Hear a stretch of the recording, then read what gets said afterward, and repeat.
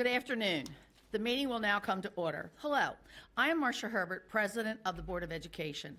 I would like to welcome you to the March 8th, 2023 board meeting. In keeping with the board's commitment to open communication with the community, this meeting is being streamed live on the CCPS website at www.carrollk12.org and broadcast live on Channel 21. We are also recording this meeting so that it can be accessed on demand on our website and broadcast throughout the month on Channel 21. Public participation will be held approximately at 5:15. Speakers will be directed into the boardroom from the building lobby and are allotted 3 minutes to address the board. As a reminder, please silence all cell phones and other devices. Board members, please turn off your microphones when you are not speaking. Please stand for the Pledge of Allegiance, followed by a moment of silence. I pledge allegiance to the flag of the United States of America and to the republic for which it stands, one nation, under God, indivisible, with liberty and justice for all.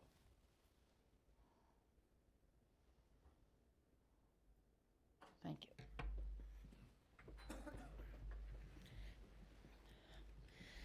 At this time, I need to make a statement.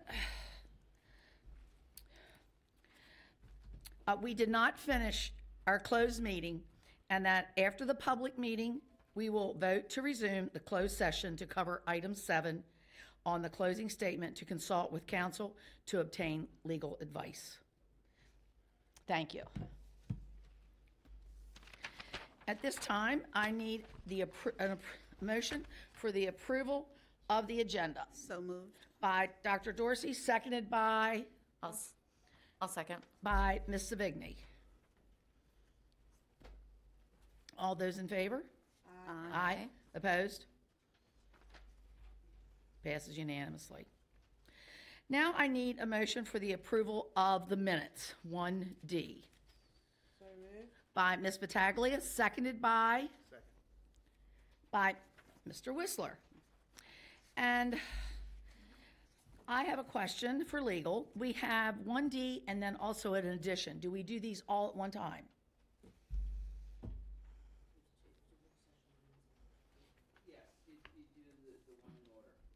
Okay. Yes. Okay, in order. so we are going to do the February 8th now. Are there any corrections, comments? They're both February 8th. 8th, right? oh, no, it says February 1 on the addition. On the addition. Okay, that's the one I didn't put in here. Yes, so we're doing the monthly board meeting minutes from February 8th. Yes, ma'am. Yes. Any comments, corrections? It has been revised, but I want to make sure. All those in favor signify by saying aye. Aye. Opposed? It passes unanimously. And now we will go on to, I need a motion for the addition, or? I'll move to approve the work session meeting minutes from February 1st. Okay, and I need a second? By Dr. Dorsey. Comments? Corrections? And I call for the vote. All those in favor signify by saying aye. Aye. Opposed? It passes unanimously. Give me a minute here. All right. At this time, we will have the Carroll County Student Government Report. And I will be giving that. We are currently planning our April General Assembly where our General Assembly will vote on the President, Vice President, Secretary, and Second Vice President for the upcoming school year. Our General Assembly is currently being planned for April 26th. Candidate applications will be due on April 17th. If you are interested in being on the executive board, please reach out to your SGA advisor or the CCSGA social media accounts for applications, or if you have any questions. Staff applications will come soon after, so if students prefer to be a staff member rather than an executive board member, those applications will be out shortly. However, you can view the responsibilities of those staff positions currently. CCSGA is also holding a Shepherd Staff Homeless Shelter Drive, where each school in Carroll County will be collecting donations for the Shepherd Staff Homeless Shelter. These range from toiletries, clothing, blankets, to food and household items. This can greatly help our community and members in need because there is naturally a lull in donations in March.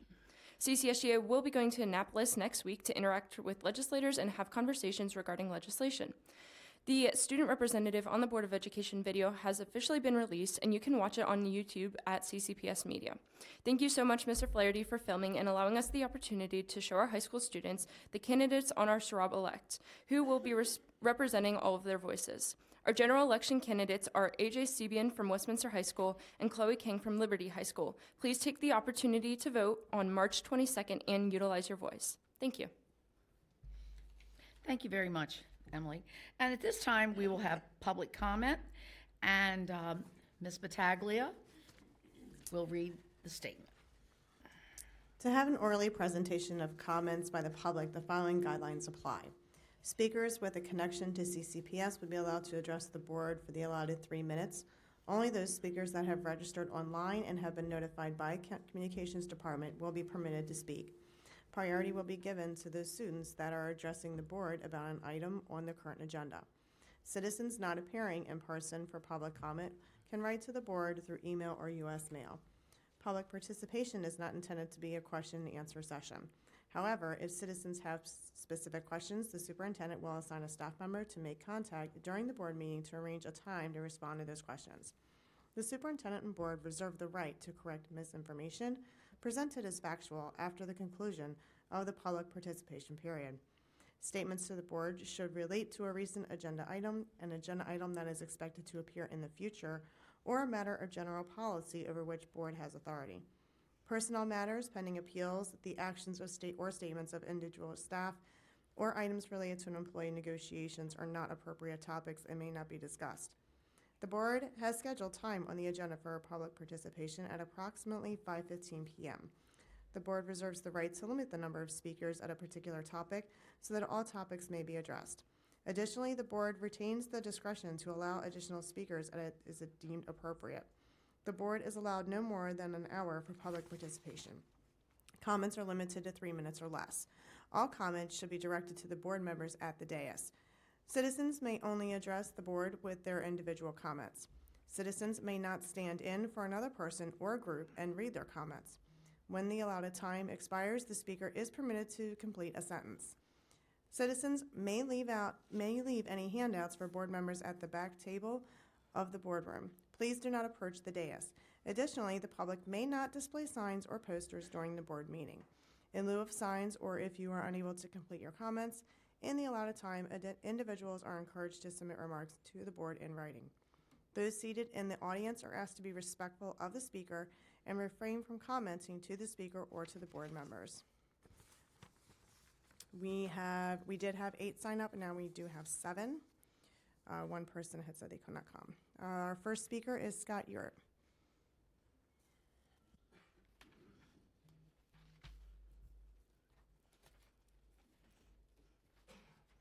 Hey, everybody. Board member, superintendent, commissioner, good afternoon. My name is Scott Ewart, and I'm here this afternoon to discuss the public participation at board meetings policy.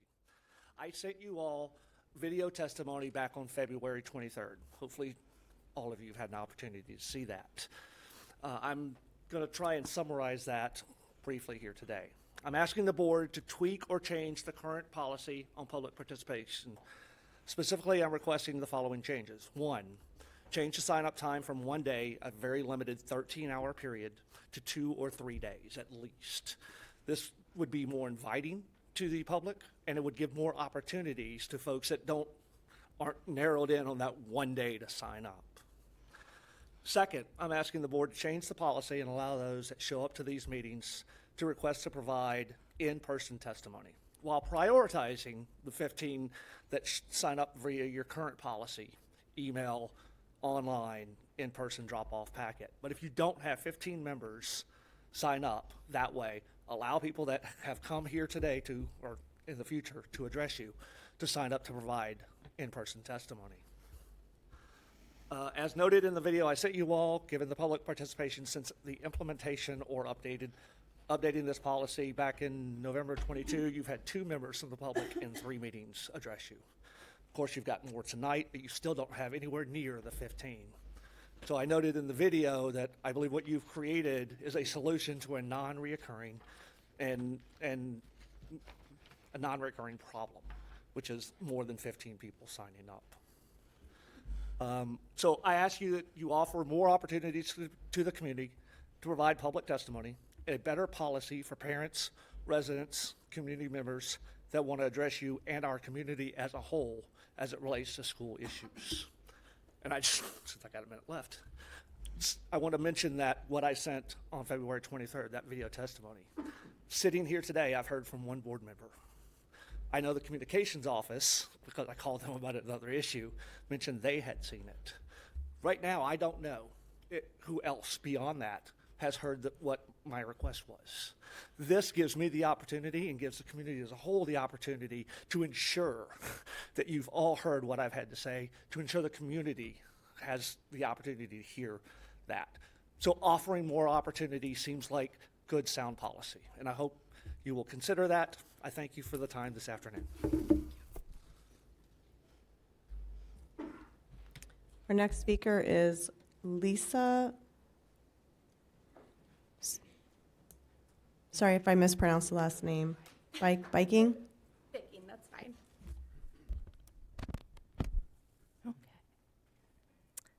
Good evening. Thank you for allowing me the time to speak with you all today. I am a parent with 2 elementary school age children that are currently attending a Carroll County public school. I am here today because my children no longer feel safe attending school. I have become aware of an increasing amount of severe behavioral situations that have included verbal and physical abuse by other students in their school. Students that are currently enrolled in our school have made verbal threats of their intent to kill other students and teachers, destroyed classrooms, school, and other students' property, and have caused hostile and unsafe environments that classrooms need to be evacuated. School days are incredibly stressful, learning is disrupted regularly, and emotional damage is being caused to our children. Children are being sent into public schools with significant emotional and behavioral disabilities, and we are not equipping our schools with the staff, the support, and the overall resources needed to manage the needs of these children. You are letting down the children that need the individualized and additional support. This is a complete disservice to the rest of the kids that are in the classroom and their teachers.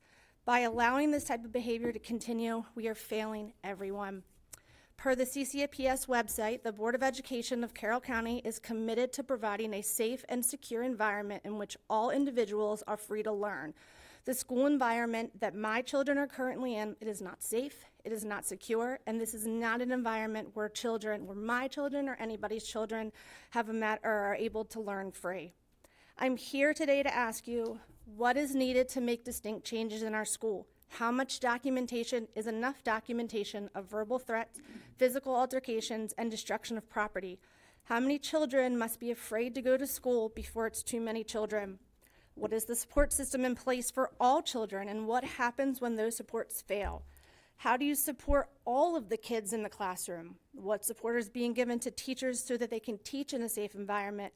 What information is being provided to teachers to parents so that we can make decisions on the safety and well-being of our children? Our students and teachers and parents deserve a better plan for handling behavioral issues of all kinds. In closing, I want to remind everyone that on January 25th of this year, a 6-year-old shot their first grade teacher in front of their classmates. Their behaviors were ignored, their warning signs were ignored, and if we don't start taking all of these behavioral issues and verbal threats seriously, you're going to be reading about our teachers, our children, and our family on the news. Please do better, and please do not let Carroll County become another statistic. Our children deserve better. Thank you for this evening and for giving me the platform. And Ms. Farber is going to meet with you. Dr. Farber. Yeah, Dr. Farber. There she goes. Okay. Can you just reiterate that shooting was not here in Carroll County? You go ahead. I just want to reiterate too, that shooting was not here in Carroll County, that was in Virginia. So if there was anybody was wondering regarding that happened with the teacher and a 6-year-old, it was in Virginia. Okay, thanks.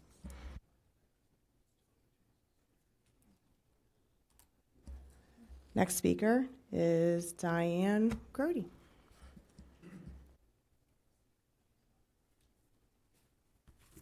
Good evening. I'm here representing the Carroll County School Bus Contractors Association. The fourth tier transportation plan was shared with our Contractor Association on February 21, then on February 23 for the first time. Our association has numerous concerns regarding the plan to reduce 15 buses from the fleet, as well as the significant time changes for several elementary schools. The plan suggests that if accepted, the changes could take place for the 23-24 school year.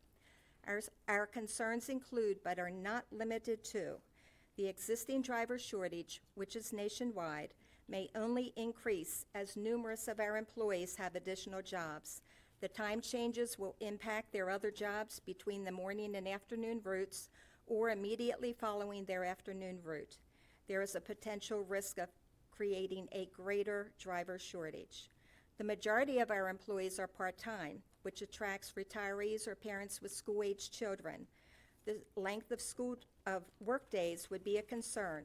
Longer routes could possibly now require benefit packages for full-time positions for which there is no formula reimbursement. Adding a fourth tier would create an availability issue for school day field trips and early athletic trips, as regular route buses are utilized to service our schools now. Under the current three-tier plan, there are numerous buses which do not return to bus lots until 5 p.m. With the fourth tier and a school ending time of 4:15 p.m.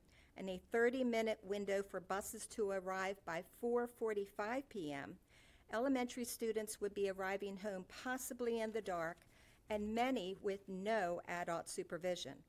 The safety of these students is our drivers' utmost importance. However, if students disappear into the dark in any blind spot of our bus, drivers cannot observe the child crossing the roads to safety, and motorists may not see our students.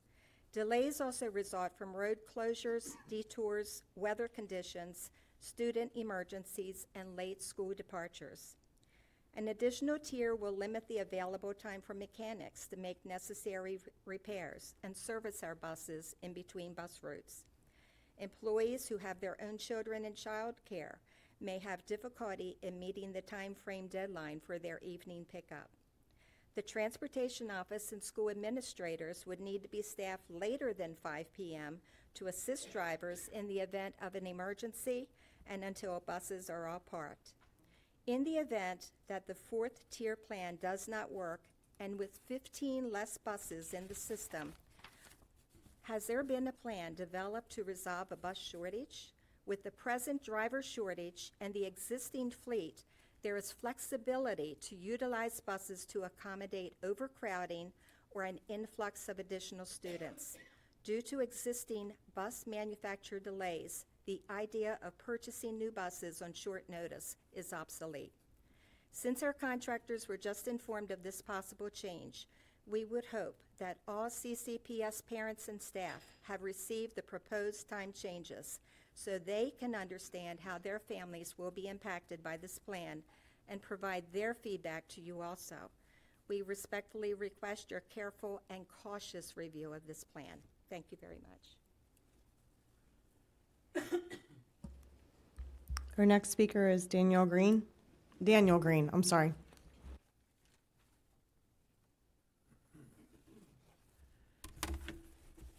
Good evening. I'm a school bus driver and contractor, have been for 46 years.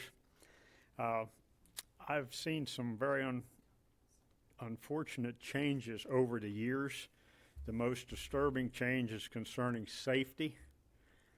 Safety used to be the number one concern within the transportation department because there was an understanding that every student is someone's dear child and every driver has value as a human being. Every effort used to be made to ensure that each child would be kept safe, both while on the bus and while walking to and from school or their bus stop, but that concern has gradually eroded. And the proposed schedule change shows that the top priority is now to save the county money at the expense of students and drivers' safety and possibly at the expense of their lives. if this schedule change is made, you will knowingly be saying that crucial safety issues no longer matter. You will be saying it doesn't matter that for part of the year, despite the assurance given that everyone will be home by 5 o'clock, which has already not always been the case, especially for out-of-district students. Some elementary school children will have to walk home in the dark, and making them more vulnerable to being hit by traffic or abducted by sex traffickers or other kidnappers, as well as tripping over things or having other mishaps in the darkness. Also, drivers who cannot meet the theoretical 5 o'clock time limit will be dealing with dangerous rush hour traffic to a greater extent than before. Malfunctioning buses will be forced to be on the road because there won't be enough time between runs to make the repairs, and mechanics won't be able or willing to work all day plus late into the evening each day. Retirement age drivers who depend on resting in between the AM and PM runs who don't have enough time, they won't have enough time to do that adequately and will be forced to drive in a dangerous state of fatigue. Drivers of all ages will have to stay up later into the night in order to get other work done and won't get sufficient sleep to be super alert for even more hours of driving during the day. Some elementary age children will get ready for school in an empty house or go home to an empty house because their parents are unable to readjust their work schedules or can't afford the extra cost of childcare that the schedule change will cause. And because of the later closing time, school and transportation office personnel will be more anxious than ever to leave for the day and to be done with the day's work, leaving drivers and students on the road without much needed support in emergency situations. Please finish your thought. Okay. Thank you for my time. Thank you. Thank you.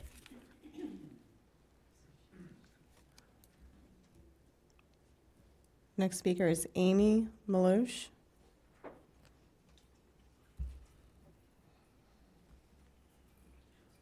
Hi, I'm Amy Maloche. I'm a parent and educator in Carroll County. I am here to speak about the proposed schedule change for my school, Aldersburg Elementary School. Our current day runs 7:45 to 2:15, and the proposal is a 120-minute change, 9:45 to 4:15. If this were a 15 or even a 30-minute change, it would be a different discussion if there even was a discussion at all. 120 minutes, 2 hours, is an enormous change in the life of families, work schedules, and daycare schedules. As an employee, I think it's very unfair that we are even discussing this after intention letters have been submitted. Employees cannot ask for a transfer now to an earlier school since the window is closed. If this decision is made, you would need to reopen that intention form window so that people can make an informed decision and do what is best for their families. Aside from the 120-minute schedule change impacting our entire community, I'd like to look at it from a different angle. Howard County just changed the bell times for all high schools based on medical advice that teens need a later start time. Younger children naturally wake up earlier and go to bed earlier every day. Our older students need that morning sleep and naturally stay up later. That's how their bodies are wired.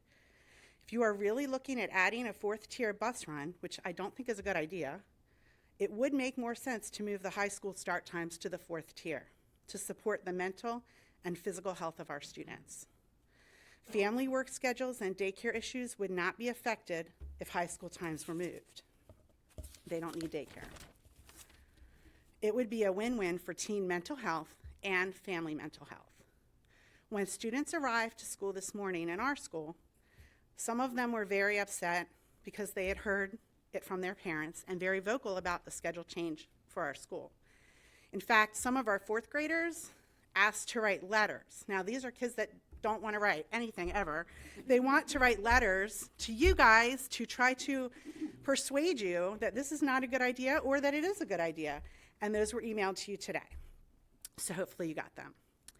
So I just wanted to get some thinking points to consider before you make this life-altering decision for everyone. Please take into consideration the mental and physical needs of our students at different ages. Please understand that you need to give families time to find daycare when you change the start and end times so significantly, and daycares may not be able to accommodate the entire south end of the county. In most cases, you are asking your bus drivers now to work 12-hour days. And with buses driving 4 runs, field trips, I have a question. It seems that every year, the hardest working people and the very people who are the most important to the success and function of our school system have to make the most significant sacrifices. If we continue on this path of asking bus drivers, IAs, secretaries, maintenance, educators to continue to take the brunt to solve these problems, we will not be as successful as we have been in the past. Thank you. Thank you. Next speaker is Dean Harmon.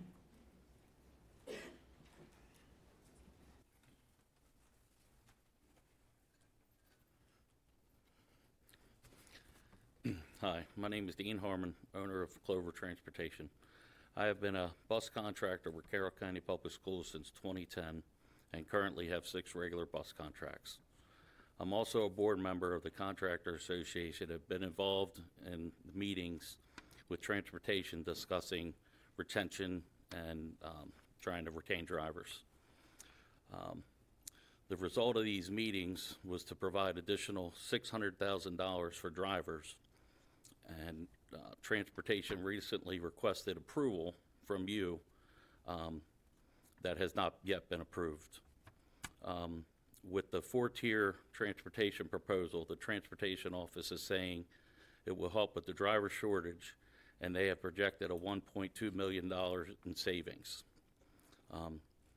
If this is approved, then our original request for $600,000 for our drivers for retention and possibly getting new drivers would be requested. Thank you. And our last speaker is Lindsay White.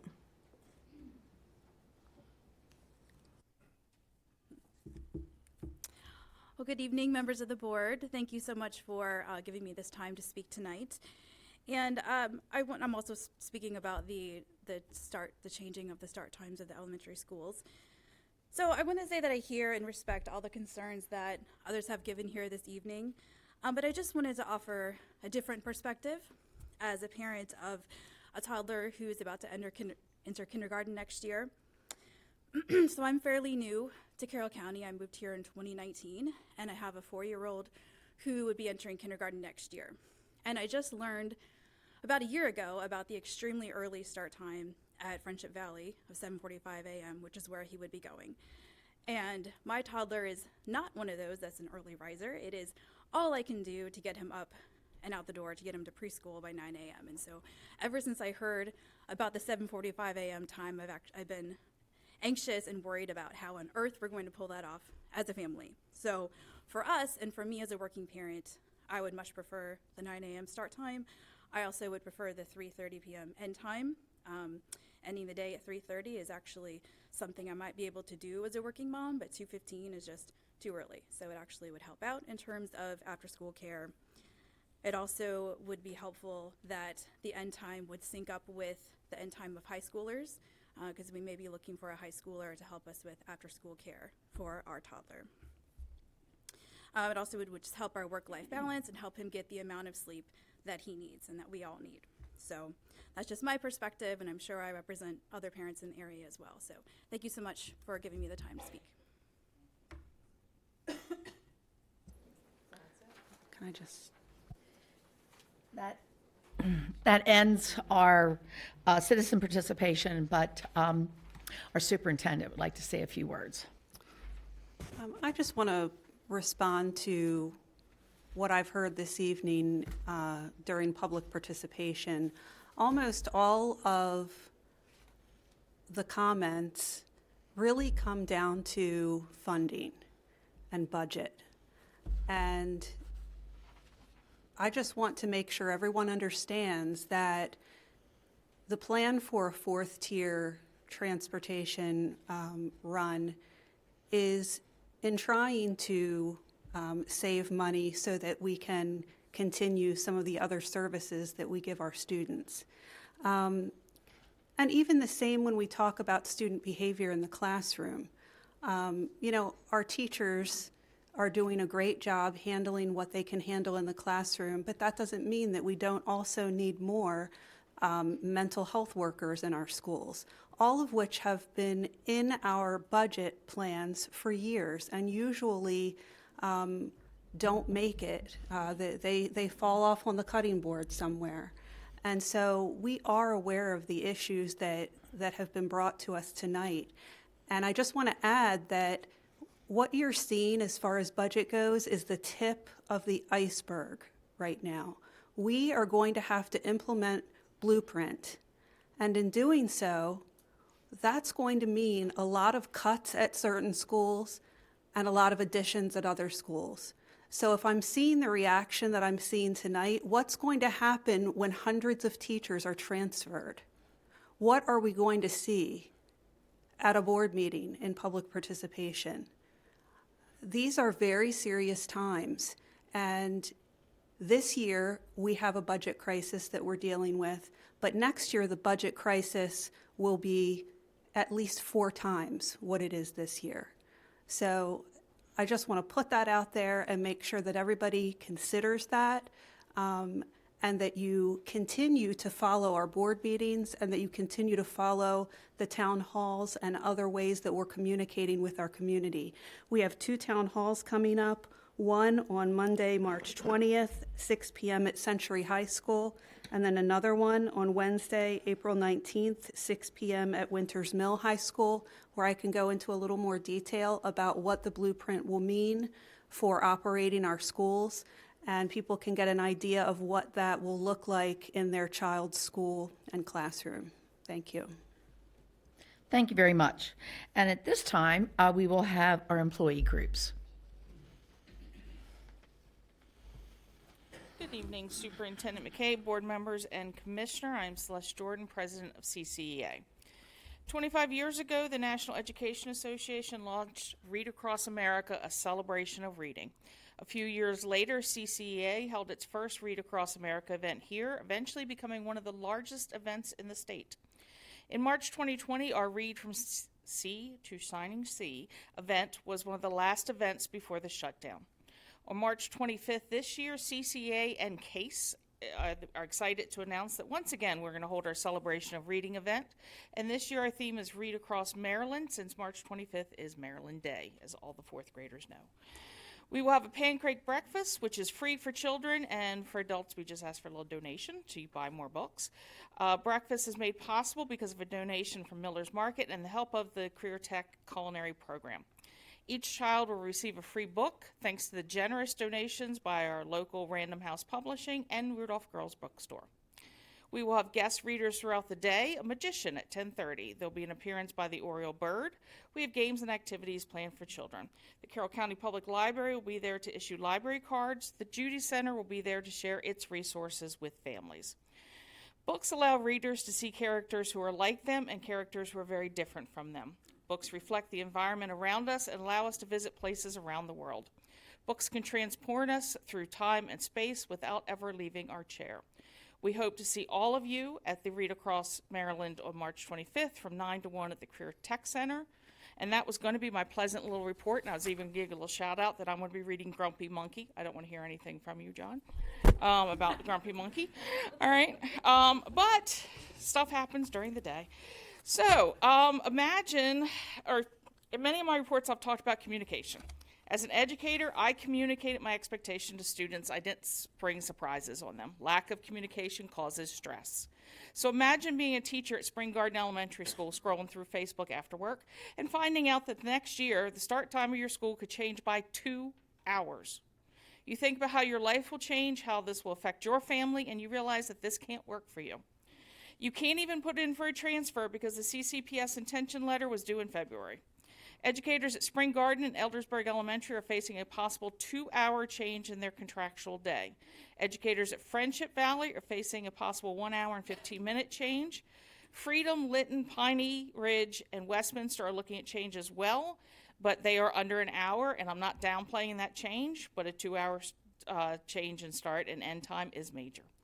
When CCPS last did a major overhaul of start times and end times for buses to save approximately $1 million, I was at Winners Mill High School. Our start time became 10 minutes earlier, and I remember what an adjustment that was, and it was only 10 minutes earlier. I am making a formal request to CCPS to resend the intention form to all educators at the schools affected by this potential change, allow educators the opportunity to transfer to a school that will work for their families. I would even suggest that CCPS resend the intention form to all elementary educators because there may be educators who want this schedule. These changes will have a major impact on their communities, and I'm sure you will hear from parents, and I hope you do. Please remember that many of your employees are also parents, and they deserve the chance to make decisions that will work for their family. Thank you.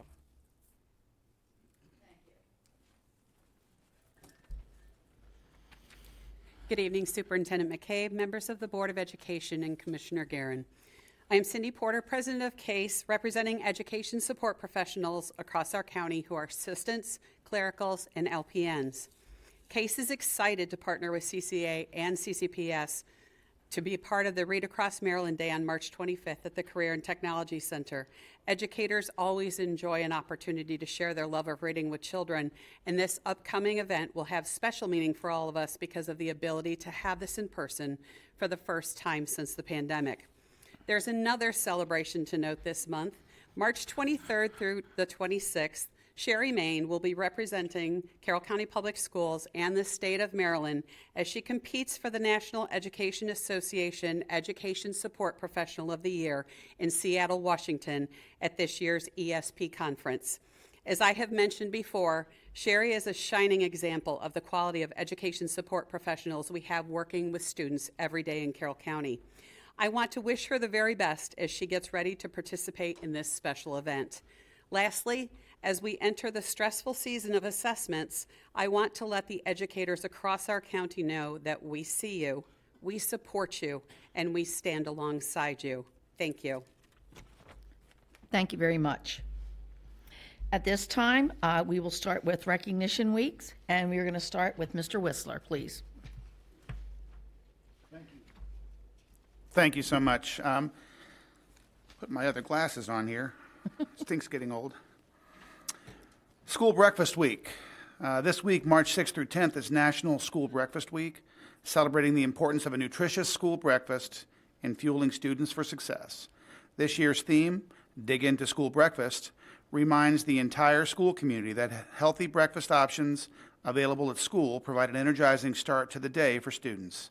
If your child hasn't tried a school breakfast, now's a great time to do so. Thank you. Next, Dr. Dorsey. National Middle Level Education Month. National Middle Level Education Month is also observed in March. This is a time to recognize why it is so important to provide students in the middle grades with the support they need to succeed both academically and personally. The skills, habits, and values established during this time have a lifelong influence that directly impacts a student's chances for a successful and healthy future. So thank you to the administrators, teachers, and staff at our middle schools for all they do for our students. Thank you. March is National Athletic Trainers Month, and we are proud to have NovaCare Rehabilitation LifeBridge provide athletic trainers to all of our high schools.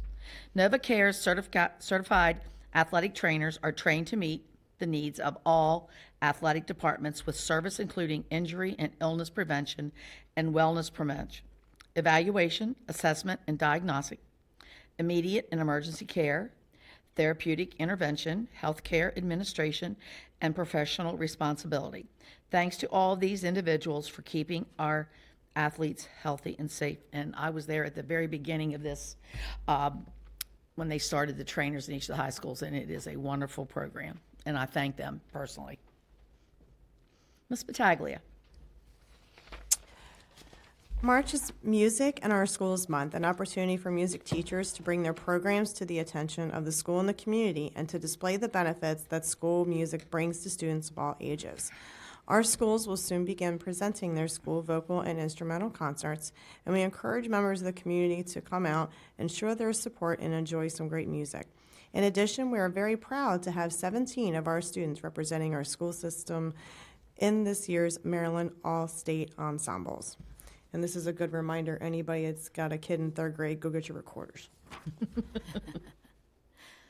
Okay, and March is also Youth Art Month. This special month encourages support for quality school art programs and provides a special opportunity for us to feature the wonderful artwork created by our very talented students.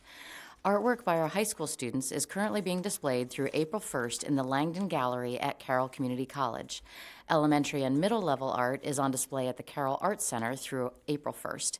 In addition, artwork by our students recently was selected for an exhibit at the BWI Airport and received awards in a juried art show at the University of Maryland Global Campus. Congratulations to all our very talented art students.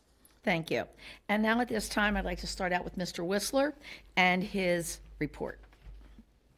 Thank you very much. Very busy month. On February 9th, I attended a Family Life Advisory Committee meeting here in this building. I really appreciate the collaborative effort between our staff, our educators, and our parents to develop an alternative to the state's health framework. This type of collaboration is why Carroll County Public Schools ranks at the top in academic achievement statewide. On February 13th, I attended a Maryland Association of Boards of Education Legislative Committee meeting.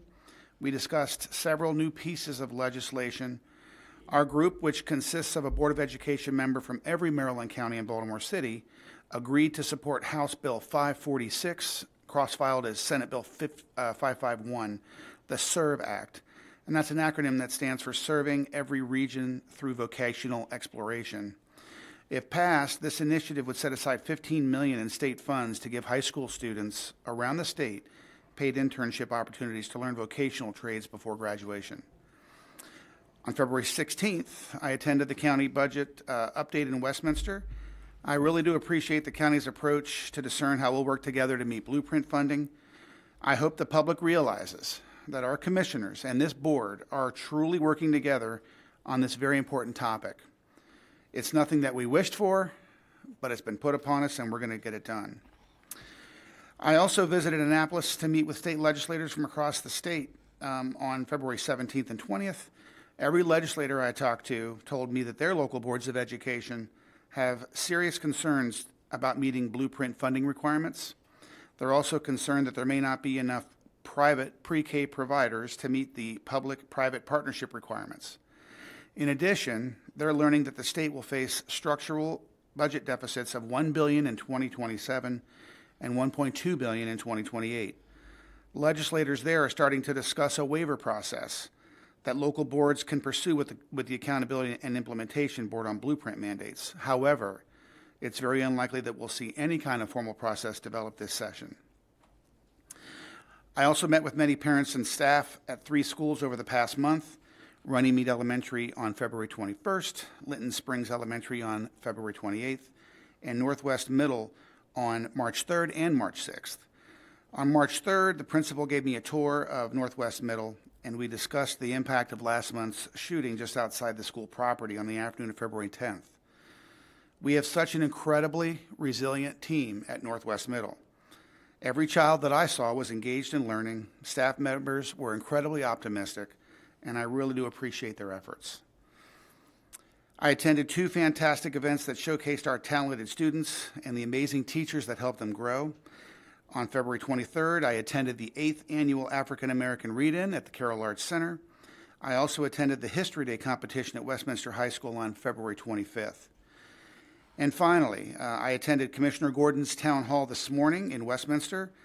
I'll continue to do everything I can to connect with our neighbors, answer their questions, hear their concerns, and make sure that I promote our incredible school system every day that I can. Thank you so much.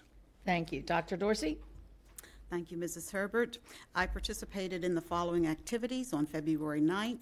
I attended Mount Airy Elementary School's mid-year data review. It was a faculty meeting, and I thank Principal Debbie Winson and Assistant Principal Jen Mitchell for the invitation to attend this faculty meeting. During the meeting, the ELA specialist, Ms. Barnwell, and the math resource teacher, Ms. Couillard, reviewed the school's midterm data. This provided an opportunity for staff to get a picture of their students' mid-year performance and to gauge what is needed to help students reach the annual goals that they have set forth in the school's school improvement plan.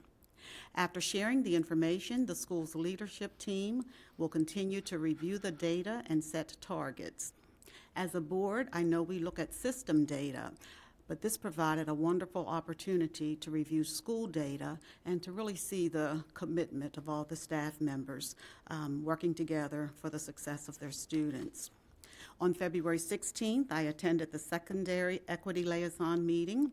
I had the opportunity to attend this meeting where the secondary school liaisons reviewed their progress and made some future plans.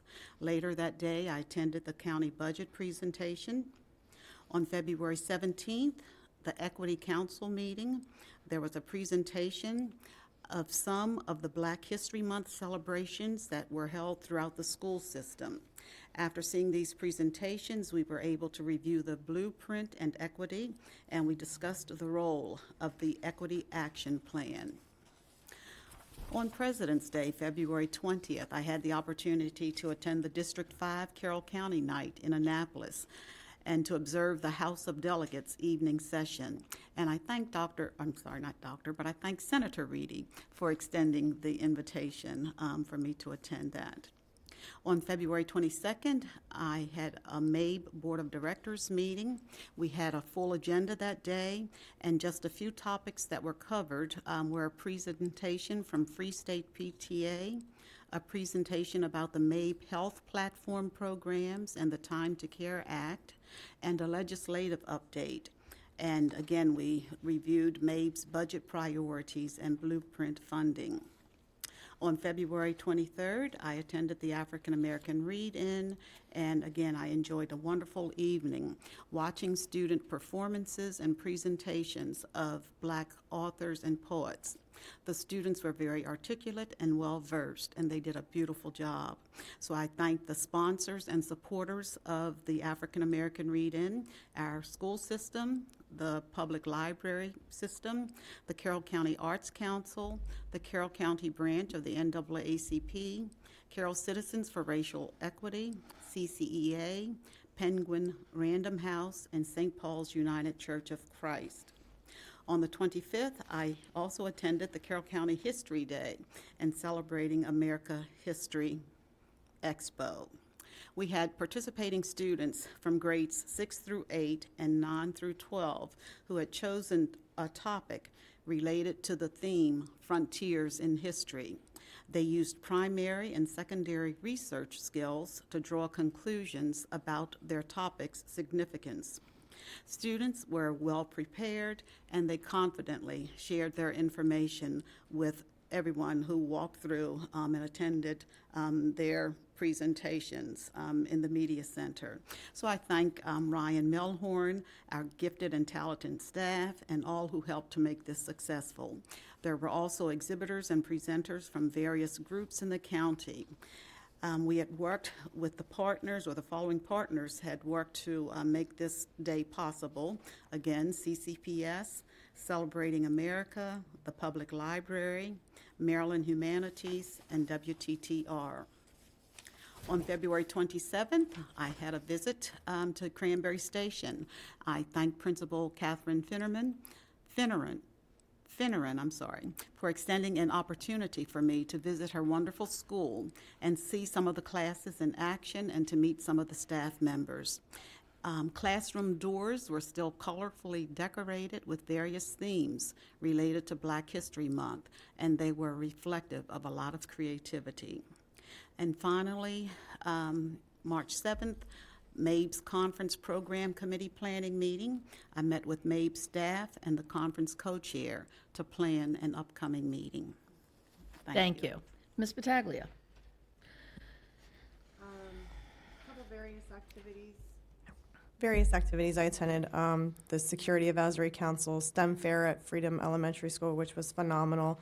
It was really neat to see variety of students participating from kindergarten to 5th grade, so that was incredible to be part of and invited to. Budget luncheon, the District 5 night in Annapolis, which was very nice to be there and see the Senate and the House floor, and then them in session and voting on an agenda. And yesterday I had the county health virtual meeting, as well as participated at the Spring Garden PTA meeting. Principal Leisure had invited me to attend because that is one of my ambassador schools, and they're currently doing their one book program, and I will be attending their book night coming up. Other upcoming events, I have LAC meeting tomorrow. As a mom, I'm going to have our senior graduation meeting, which I'm kind of anxious for that coming up. I think I'm more anxious than my daughter is. I'm just not ready for it. Mrs. Herbert is going to be attending the CAC meeting on my behalf for my absence next week, and we'll be looking forward to the Teacher of the Year as well, event that's going to be coming up very shortly. I will also be at the Read Across America event at the Career and Technology Center with CCEA, and I'm looking forward to that event as well. The last time we had the event, it was over at the mall, and then COVID happened. So I'm glad it's going to be someplace else, and we haven't heard anything on the news, so let's cross our fingers. And today is International Women's Day, and I just wanted to take a moment and, again, I said this when I was sworn back in, but I have the honor and the pleasure of working with some incredible women up here. You know, it wasn't that long ago that it was frowned upon that a woman had a voice and was not able to vote and was basically just told to get back in the kitchen and make a sandwich. So I am incredibly blessed to be a woman, to have the rights and the privileges that we have, and to be able to be up here and serve with all of you. I think it is great strides that women have made for this country, and I'm very proud of that fact. And congratulations to all those who made that made spring sports, and to all of our students who participate in winter sports and everything that they have accomplished as well. Thank you. Ms. Savigny. Thanks. I will try to keep my comments very short, as usual tonight. The one event that I did want to bring up was the Family Life Committee that Mr. Whistler referenced earlier. It was great to have Mr. Whistler join us as another member of the board, kind of sitting in and seeing what that committee has been able to accomplish. We're basically keeping going with the work of developing the alternative framework versus the state's framework. And this committee continues to do outstanding work, ask great questions. Staff has been very helpful in trying to help community members understand, what the differences are between the state version, the local version that we're developing, and how we plan to implement that. Because it's no easy feat to figure out how to implement it from a logistical standpoint, as well as in the best interest of all of our students. So I want to say thank you to Mr. Whistler for joining us, to staff for really helping us have very productive meetings with that group. I want to thank the group for continuing to stick with it, really come up with some amazing results and suggestions and questions to try to push that through to completion. And we also did actually view several pieces of several videos that will be brought to the board in upcoming months as recommendations to approve those videos as part of the new curriculum that's coming up. So you'll be seeing some of that shortly.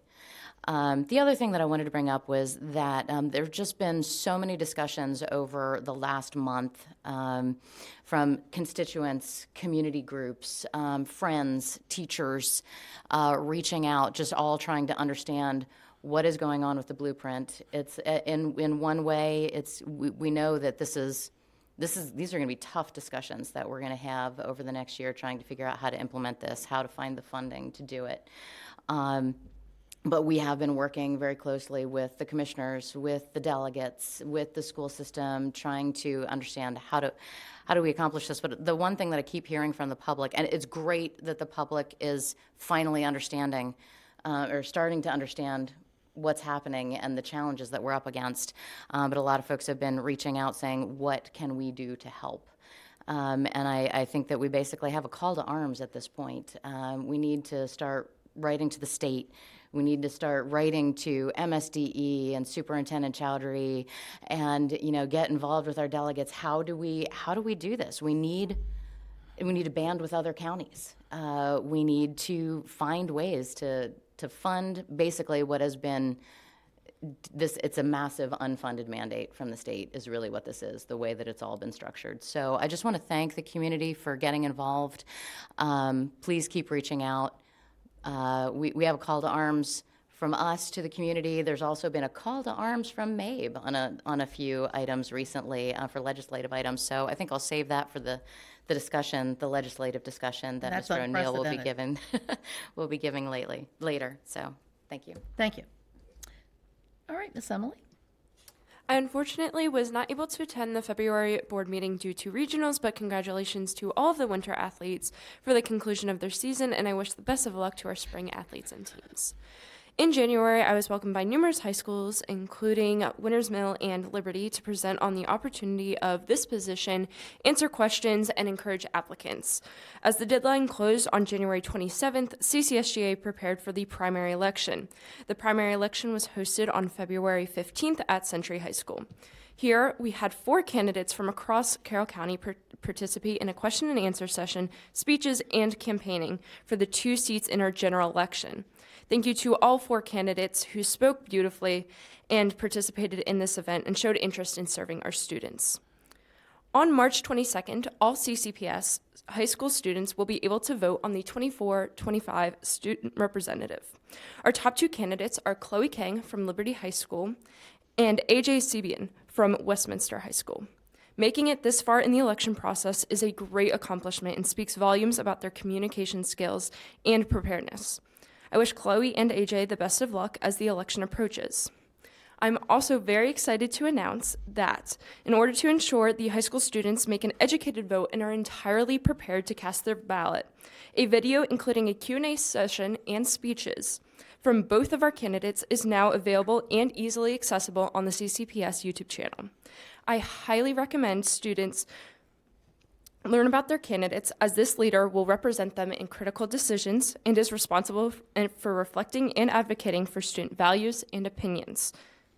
Please be sure to watch the video by and utilize your right to vote on March 22nd. Similarly, on the state level, I was able to participate in the election of the Maryland student member on the Board of Education on February 11th. Congratulations to Abisola Ayola and Madison Watts on moving forward. The final candidate awaits governor's appointment. As we move towards spring, I look forward to all of the elections of student leaders who are committing their time and effort to the students of CCPS. That is all I have for this meeting, but please remember, high school students, to ensure that you are represented and are educated for your vote. So please watch the video and be sure to cast your ballot on March 22nd. Thank you. Thank you, dear. First of all, I want to thank everyone that wrote in submission letters that we have received, many on a lot of topics, but we do read those. So I really want to thank everyone that has been, they've been emailing us for the last couple days. And just a reminder, as on Blueprint, and as I said last month, our school system is not going to look the same in 2 years. We have a very well-oiled system. We have had great production of our academics, but we have been dealt a hand of Blueprint that's going to be very difficult. And we are working with the commissioners. We are working with our delegations. We will get through this, but there are going to be some ugly times ahead. So we need help with writing letters, as Ms. Savigny said. There are several bills that are very concerning about local control. So parents, please pay attention of what is going on around here in the whole state of Maryland. And now I have to be Mr. Kyler and thank and congratulate all of the winter sports. But he would bring up that all the wrestlers were on the front page of the Carroll County Times, and they had all their arms up. So I just want to congratulate all the winners that have gone forward in final and ended up as state champions. Congratulations to all. I had been out and about. My biggest visit was Carroll General Hospital, and I'm recuperating. That was my big visit, so I didn't get out a lot. But I did go to 1 or 2 or 3 meetings about talking to the commissioners and explaining our budget and the blueprints. So, and I thank everyone, for just continually working together, that we are going to have to figure that out. All right. At this time, we will have a presentation tonight. Oh, we just were going to forget her tonight. We're going to move on because I've been waiting for MCAP. And Miss Superintendent, Miss McCabe. Good evening. I want those numbers. I'd like to begin this evening by congratulating Matt Schwarzenberg, a school counselor at South Carroll High School, who was named as the Novice School Counselor of the Year for the state of Maryland by the Maryland School Counselor Association. Matt's intuitiveness, organization, and outstanding communication and problem-solving skills have allowed him to thrive in the school counseling profession. Most notably, he has taken the lead with the emotional and social learning at South Carroll and is an advocate for students who meet with him where they are, and he makes a difference every day. Congratulations again to Matt for this well-deserved recognition. I also would like to congratulate Flamadu Fofana, a junior at Liberty High School, for being selected as a finalist in the WJZ Black History Oratory Competition. This annual competition invites Maryland students in grades 9 through 12 to write an original essay of 500 words based on a prompt provided to them. Students who received the highest scored essays were invited to perform their essay in person in front of judges and an audience of family and friends. The speeches were streamed online and featured on a special program on WJZ. And now I would like to express my appreciation to Mount Airy Children's Dental Associates for providing free oral health care services for 22 of our students for National Give Kids a Smile Day. Follow-up treatment was also offered at no cost to the students identified. This program is an amazing example of our community collaborating with the school system to support our students and families. Thank you again to the staff of Mount Airy Children's Dental Associates for their generosity. In closing, I would like to remind everyone of what I stated earlier, that I will be hosting 2 town halls to discuss the implications of the recent blueprint legislation on our schools. The first town hall will take place on Monday, March 20th at 6 p.m. at Century High School, with another scheduled for Wednesday, April 19th at 6 p.m. at Winters Mill High School. There will be a brief presentation, discussion with myself and key staff, and a question-and-answer period. I strongly encourage parents and members of the community to attend these town halls to learn more about the tremendous impact that blueprint requirements will have on our school system, including larger class sizes in many of our schools. Thank you. Why, thank you. And I'm sure we're looking forward to those town halls so we can get more information. All right, at this time, we will have the MCAP results. So please come forward for that presentation.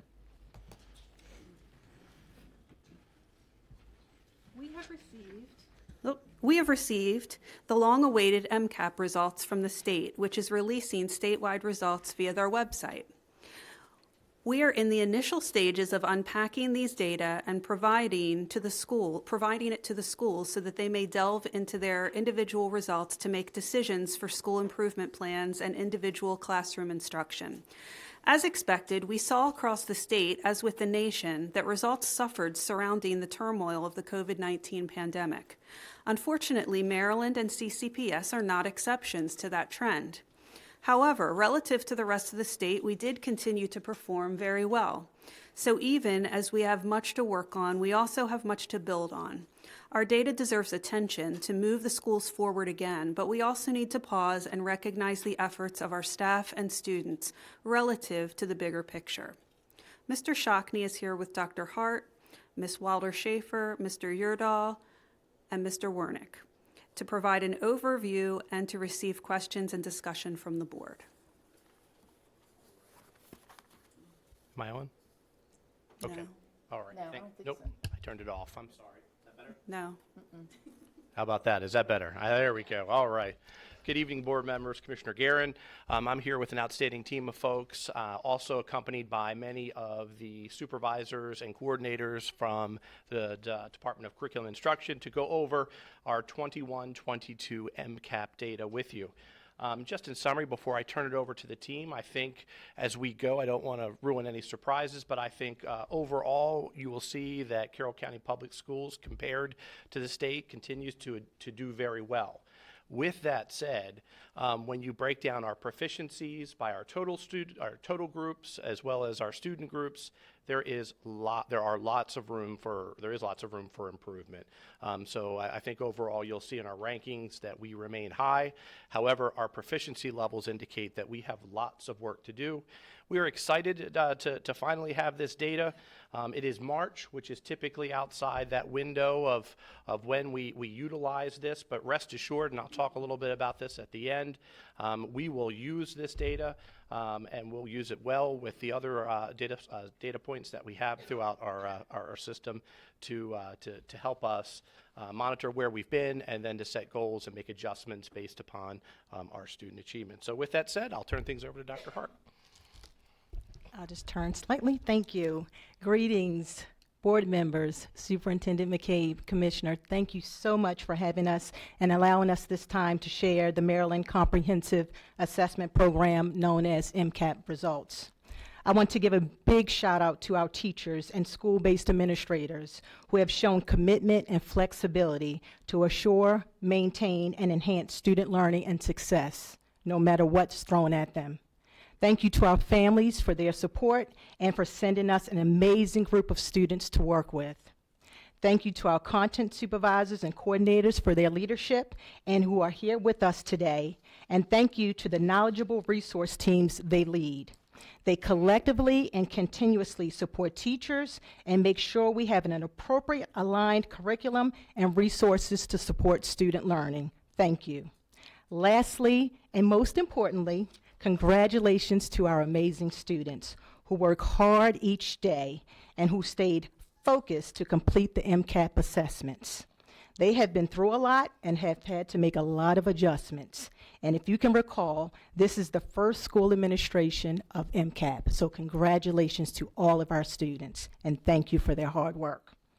As Mr. Caleb Yurdahl and Mrs. Lauren Wilder-Schaefer will share, and you will see, and as Mr. Shockney shared, our students continue to persevere and perform at or above state levels and above many of their peers in other school districts.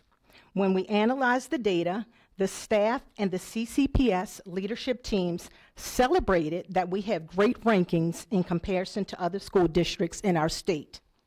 But we also understand that we have work to do to increase overall performance and the number of students who demonstrate proficiency. Next, we have our objective, and we are here this evening to review the 2021-2022 MCAP achievement data compared to previous state assessments and identify strengths, areas of focus, and next steps using a presentation and discussion model. We want to monitor students' progress within Pillar 1, which is provide multiple pathway opportunities for student success and to inform decision-making. And at that moment, I felt like a teacher sharing her learning outcomes, so that was just great. Thank you for that, Mr. Shockney.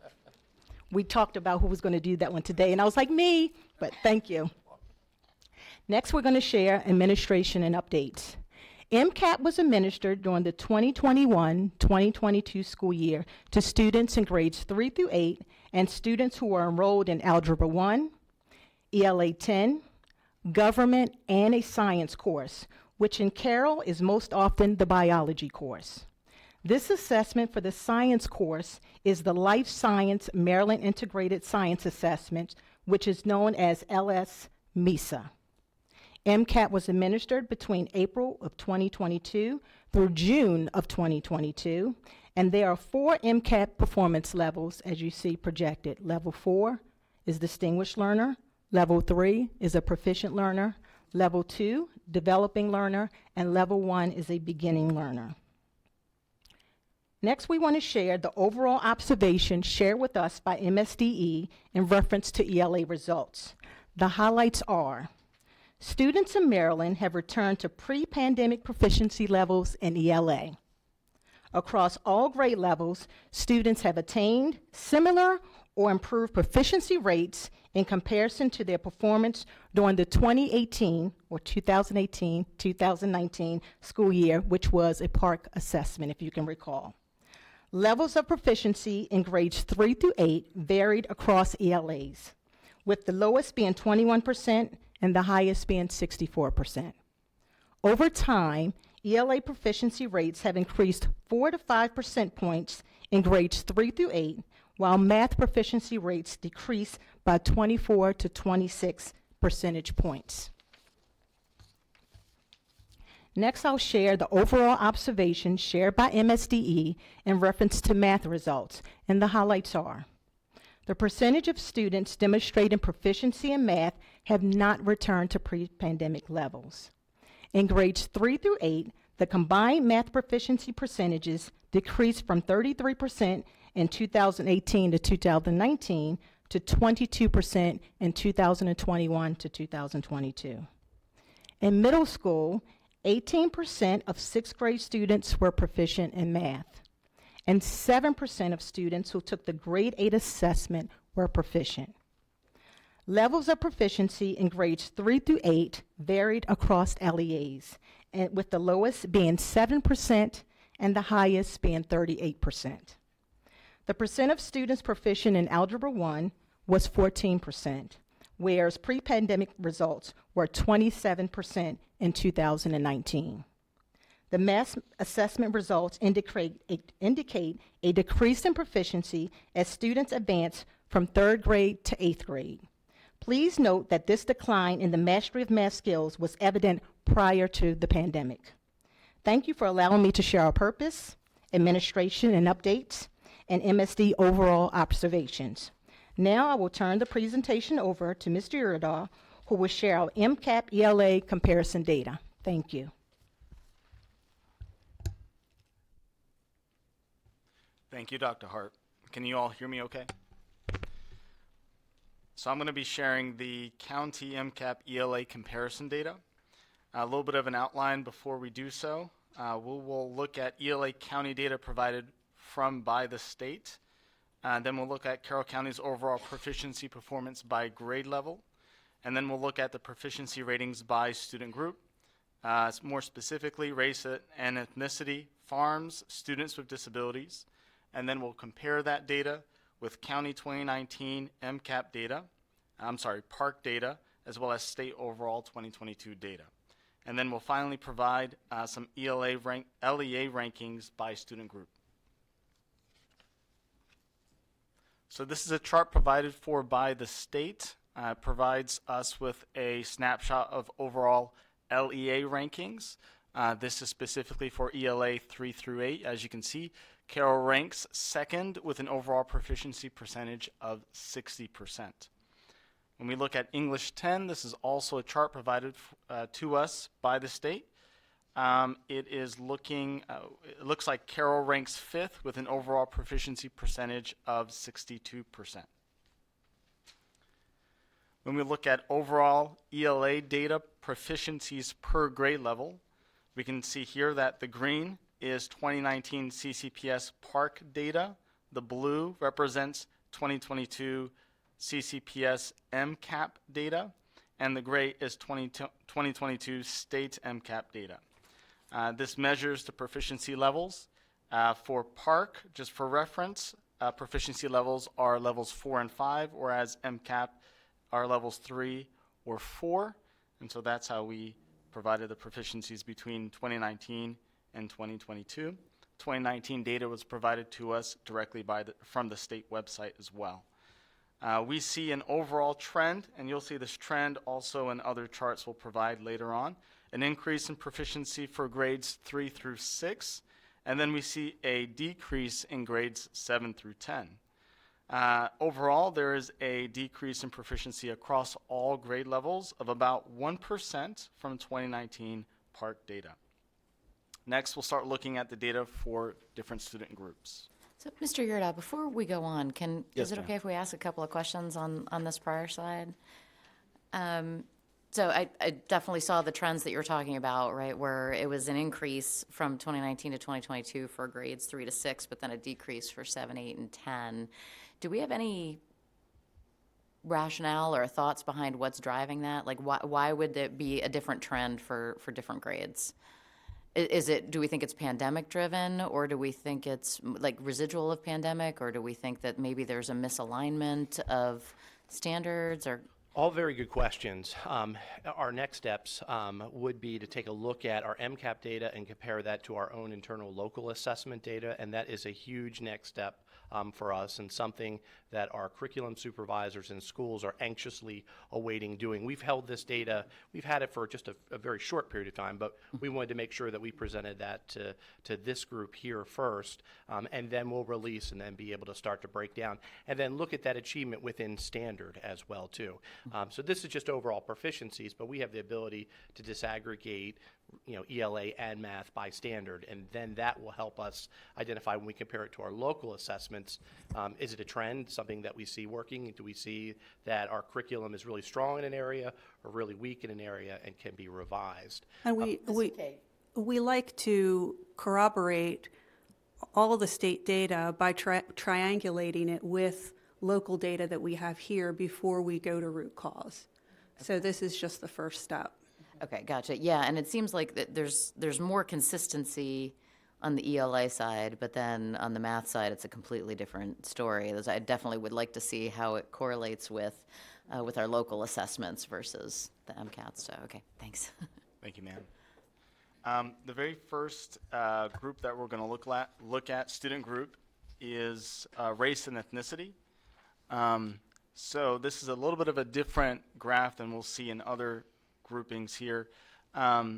This graph measures proficiency percentage by student group race and ethnicity from 2019 and 2022. You'll find that the green bar represents percentage of students that scored as proficient, and the orange or bright orange is student percentage that is not proficient. I think 2 data points to take a look at. Our largest increase is found of 3% for students who self-identify as Asian, and our largest decrease of 3% for students who self-identify as African American.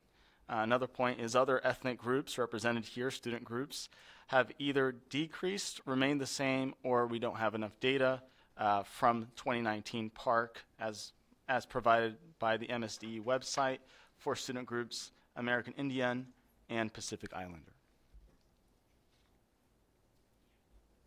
The next student group we'll take a look at is FARMS data. This is overall FARMS data across grade levels. Green again represents PARC data 2019, blue MCAP data 2022 for Carroll County, and gray state data 2022. We see similar to the overall results we saw earlier, with an increase in proficiency for grades 3 through 6 and a decrease from grades 7 through 10. And we just a small data point to take a look at. The state average in English 10 is significantly lower than the county average, despite being lower from 2019 PARC data. Here we're looking at a student group, students with disabilities. Overall across grade levels, same legend color labels as previous. We see a similar pattern again. Grades 3 through 6, grades 7 through 10, with an increase and decrease there. One data point to take a look at is looking at grade 8 proficiency. It's important to note that this is the first time that we see the state average surpassing our county average. These charts show how we rank in each grade level overall as well, compared to other counties from the following student groups: FARMS, students with disabilities, and English learners. Even though our overall rankings are fair, and you can see our overall rankings on the very bottom of each chart, Each grade level shows where we are strong at or we have other areas of improvement to work on. An example of that we can find in the FARMS data there, the very first chart. We can see grades 8 through 10 have significantly lower state rankings than other grade levels, so those provide areas of improvement to kind of take a look at.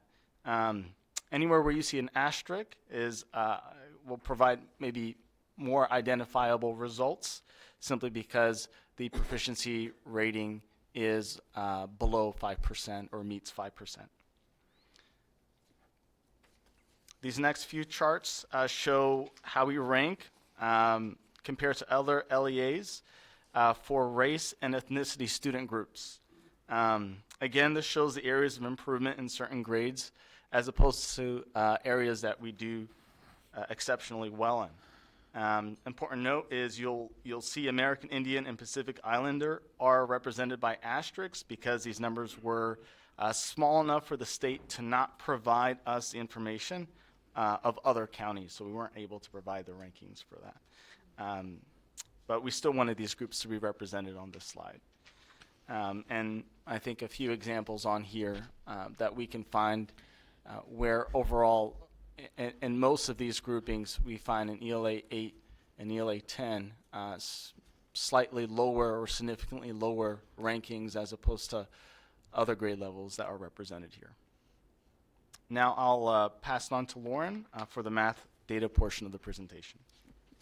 Excuse me, I do want to make one statement that about the algebra. There was a really big change that had not happened before. Before they took those tests before, they could go back, they could skip problems and go back.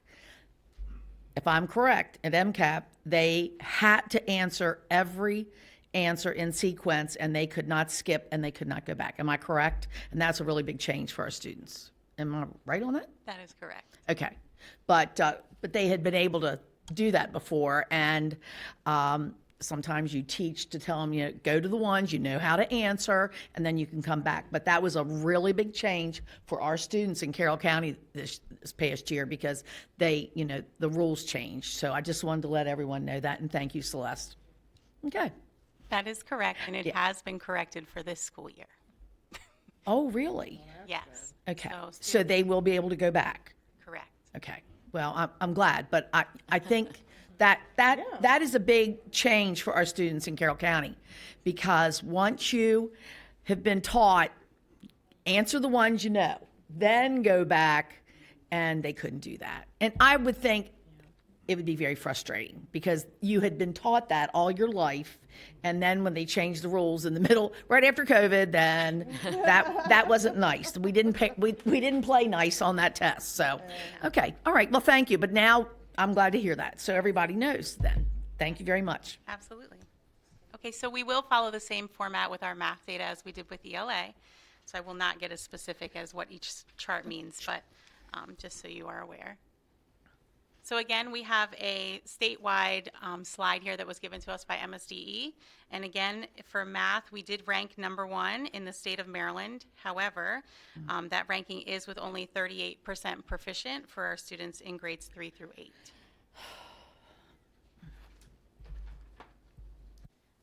Okay, also for Algebra 1, we ranked #2 in the state of Maryland, and again at 26% proficiency in Algebra 1.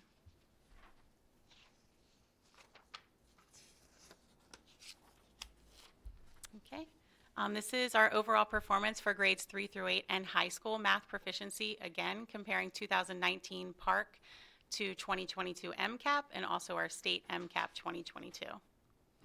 So as you can see in 2022, CCPS still consistently outperforms the state of Maryland, but overall, unfortunately, we have suffered a decrease by about 18.5% since 2019.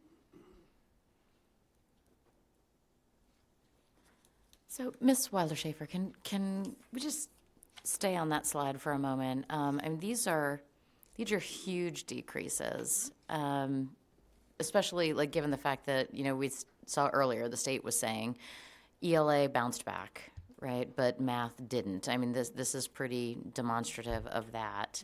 But I mean, these are devastating drops in some areas. And do we think that a significant portion of it is due to that change in the rules, or is it due to the way the test was structured? I mean, how does this compare to our local assessments? So, math instruction is very different than language arts instruction, English instruction. And one of the issues with math instruction is that if you miss one small piece of a building block, for instance, a pre-algebra standard or indicator, it's going to affect you all the way up. You're not going to be able to build on that knowledge.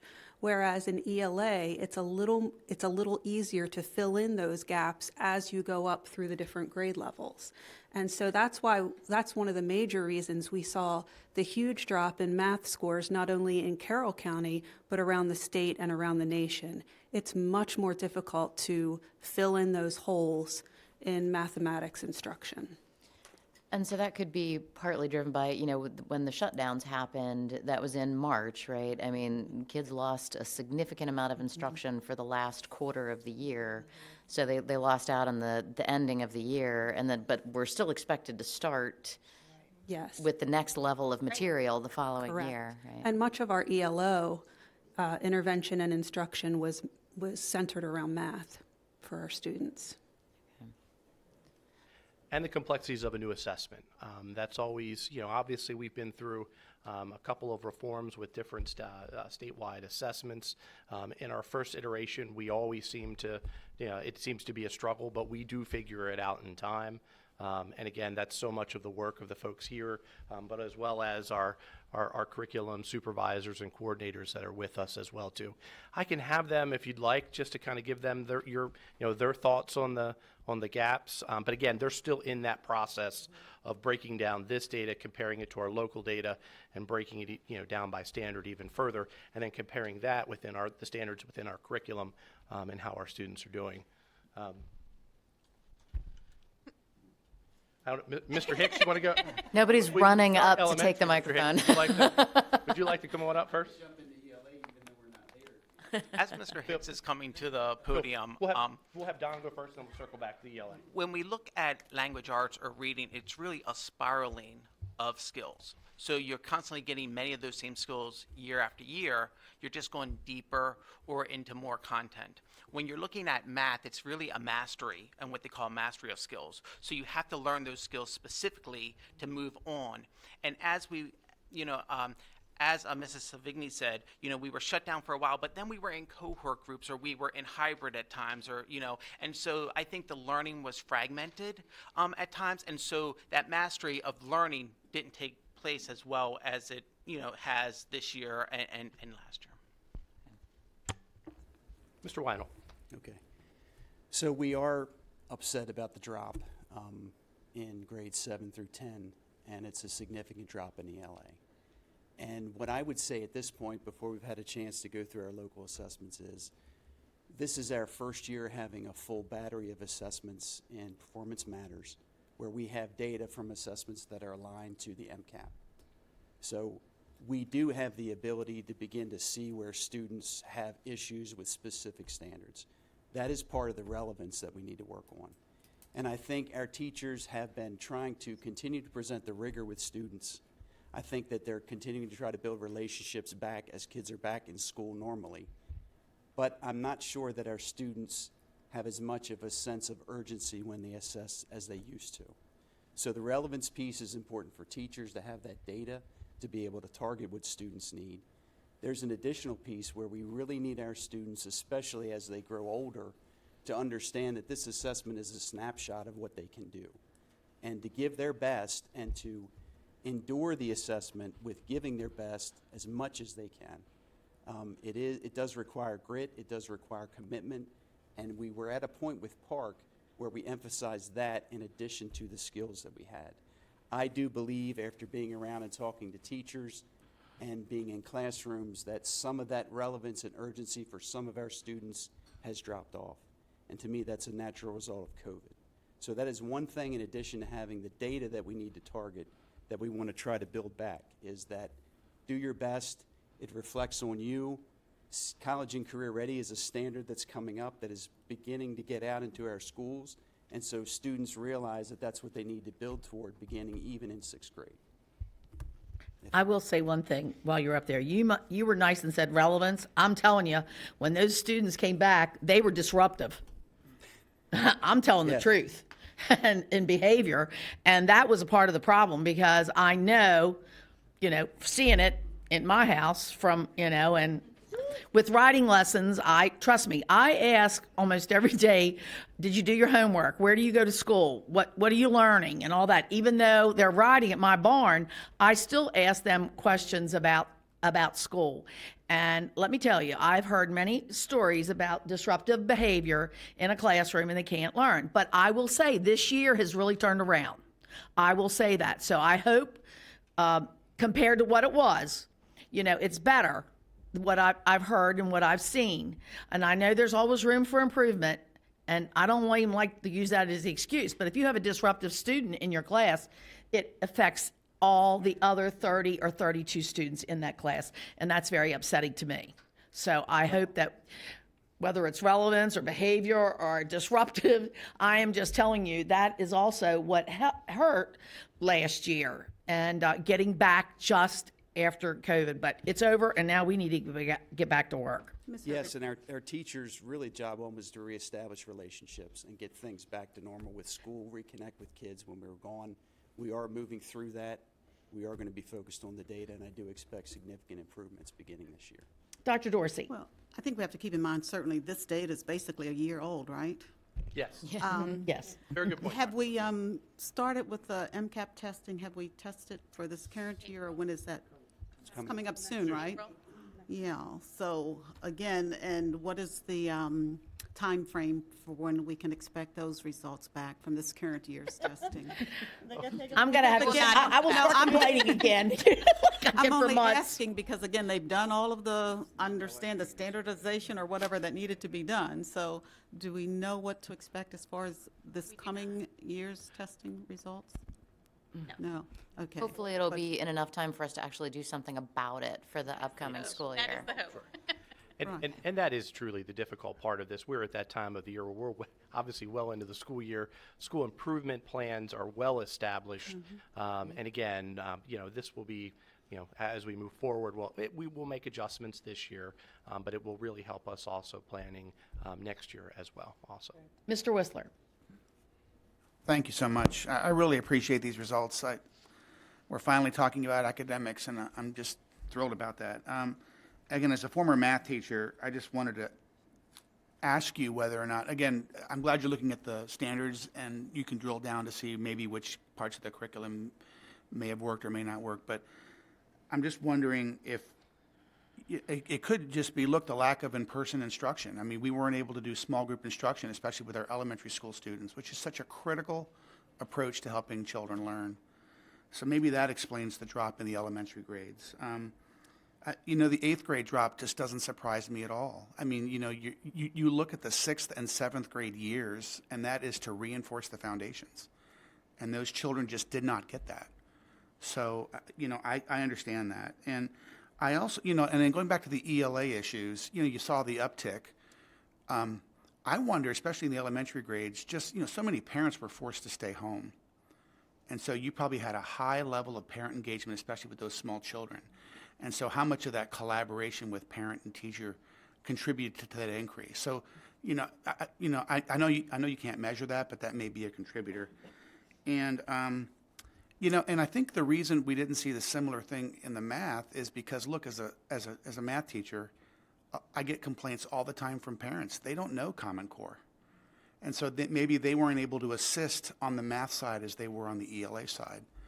So I would be really interested to learn whether or not maybe we're trying to teach kids too many methods to do multiplication or something, and they're getting confused. And, couple that with the the quick pace that we have to go through at that level. But I'm really looking forward to hearing you drill down into the reasons, whether it's pedagogy or whether it's standards, and I really appreciate these results.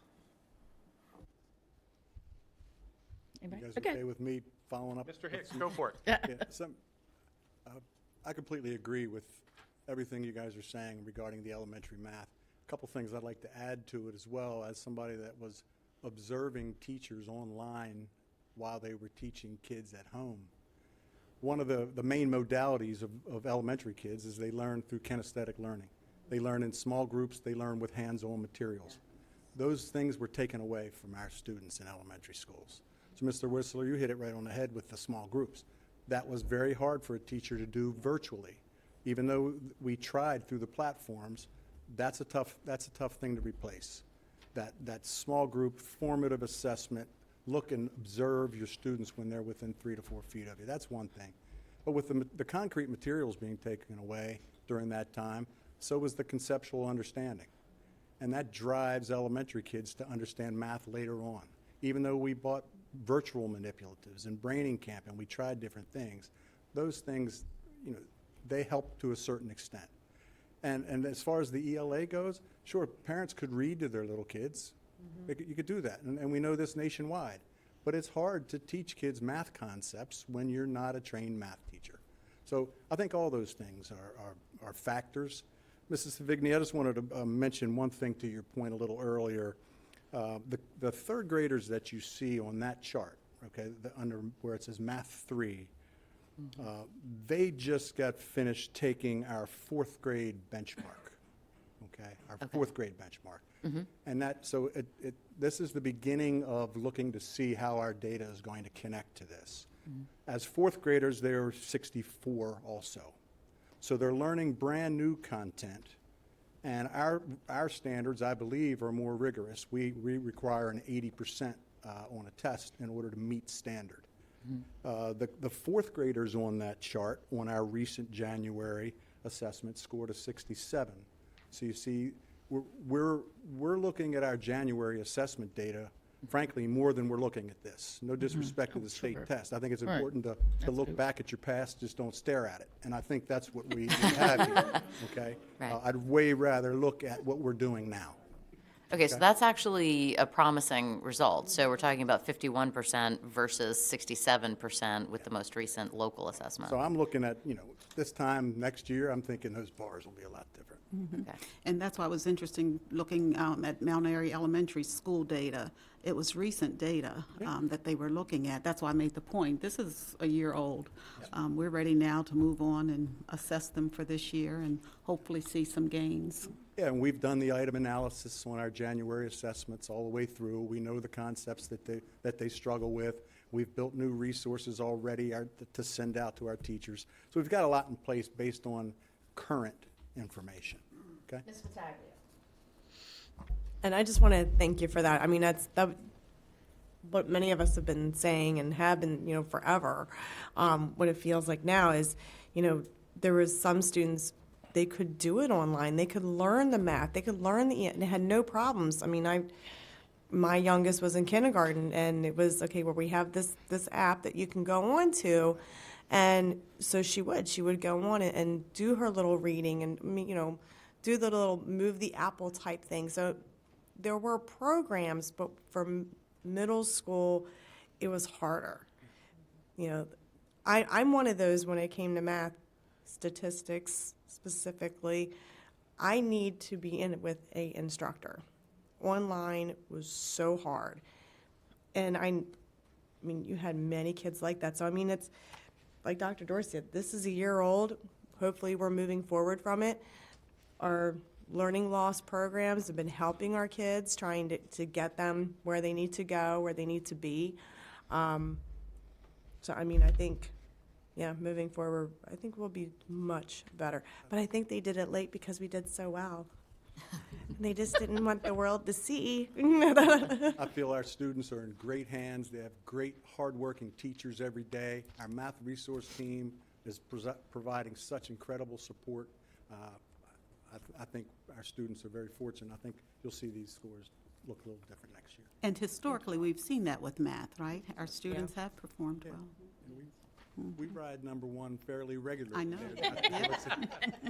So this will be the first of many slams that I make on the blueprint tonight, probably. But the fact that we were talking so much about small groups and how impactful they are, that's going to be one of our biggest hurdles with the blueprint implementation. I mean, the only lever that we're going to have with all of this is class size, and we're talking about huge class sizes, and that is not going to do anything good for student achievement from my perspective. So that's going to be, unfortunately, the counter to the benefits that we think we might be able to achieve over the next couple of years. We have to try to figure out how to anticipate that. Yes, and unfortunately, that was the big thing in Blueprint.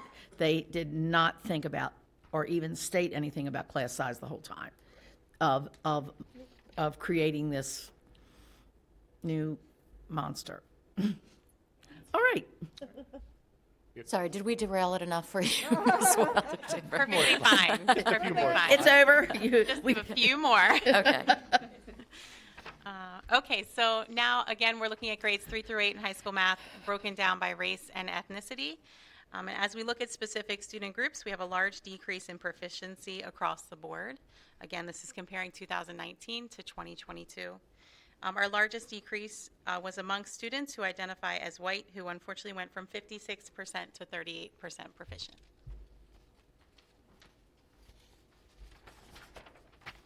We are looking at grade 3 through 8 in high school math farms data.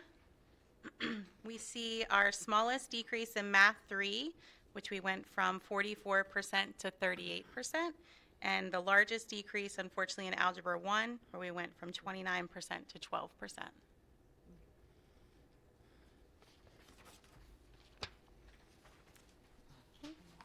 Comparing students with disabilities.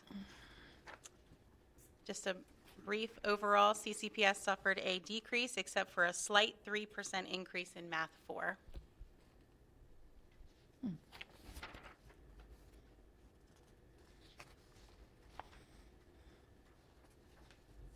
Okay.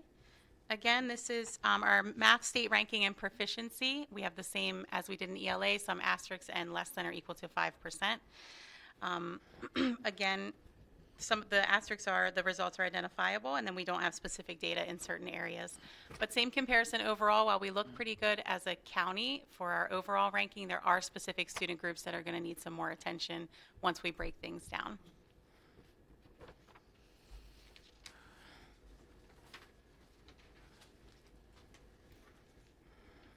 And that's also the same for our race and ethnicity rankings for the state as well.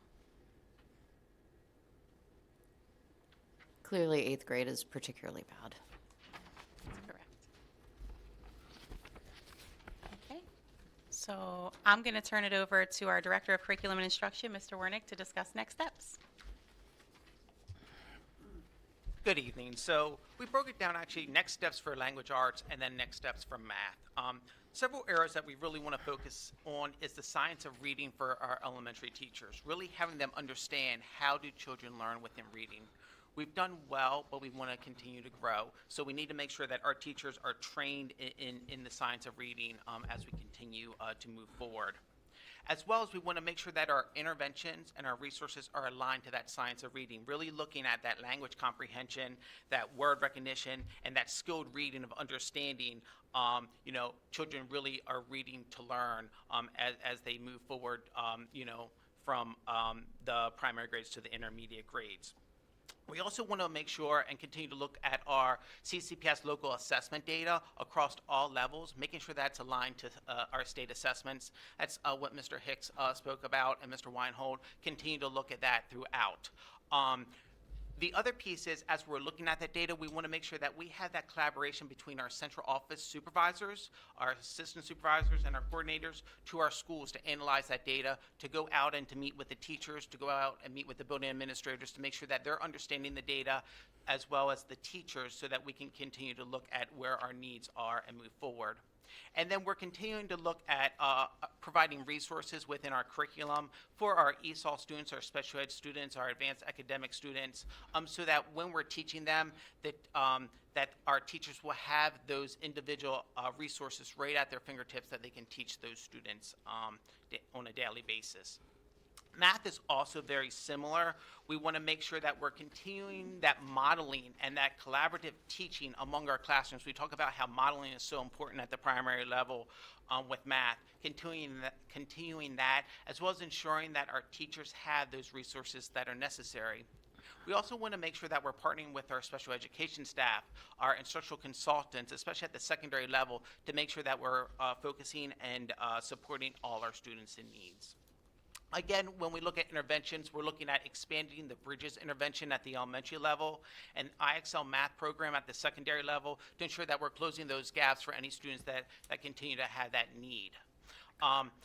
Again, looking at that modeling of reasoning performance at the secondary level, improving those areas so our students understand how to develop and complete those mathematical equations and problems. Again, the other two very similar, looking at our central office staff supporting our schools, as well as providing those resources for our ESOL students, our special ed students, and our advanced academic students within our curriculum so that our teachers have those resources that are necessary. Thank you. Ms. Savigny. Mr. Wernick, I just wanted to ask about, Mr. Hicks gave us some of the preliminary local assessment data for later this year.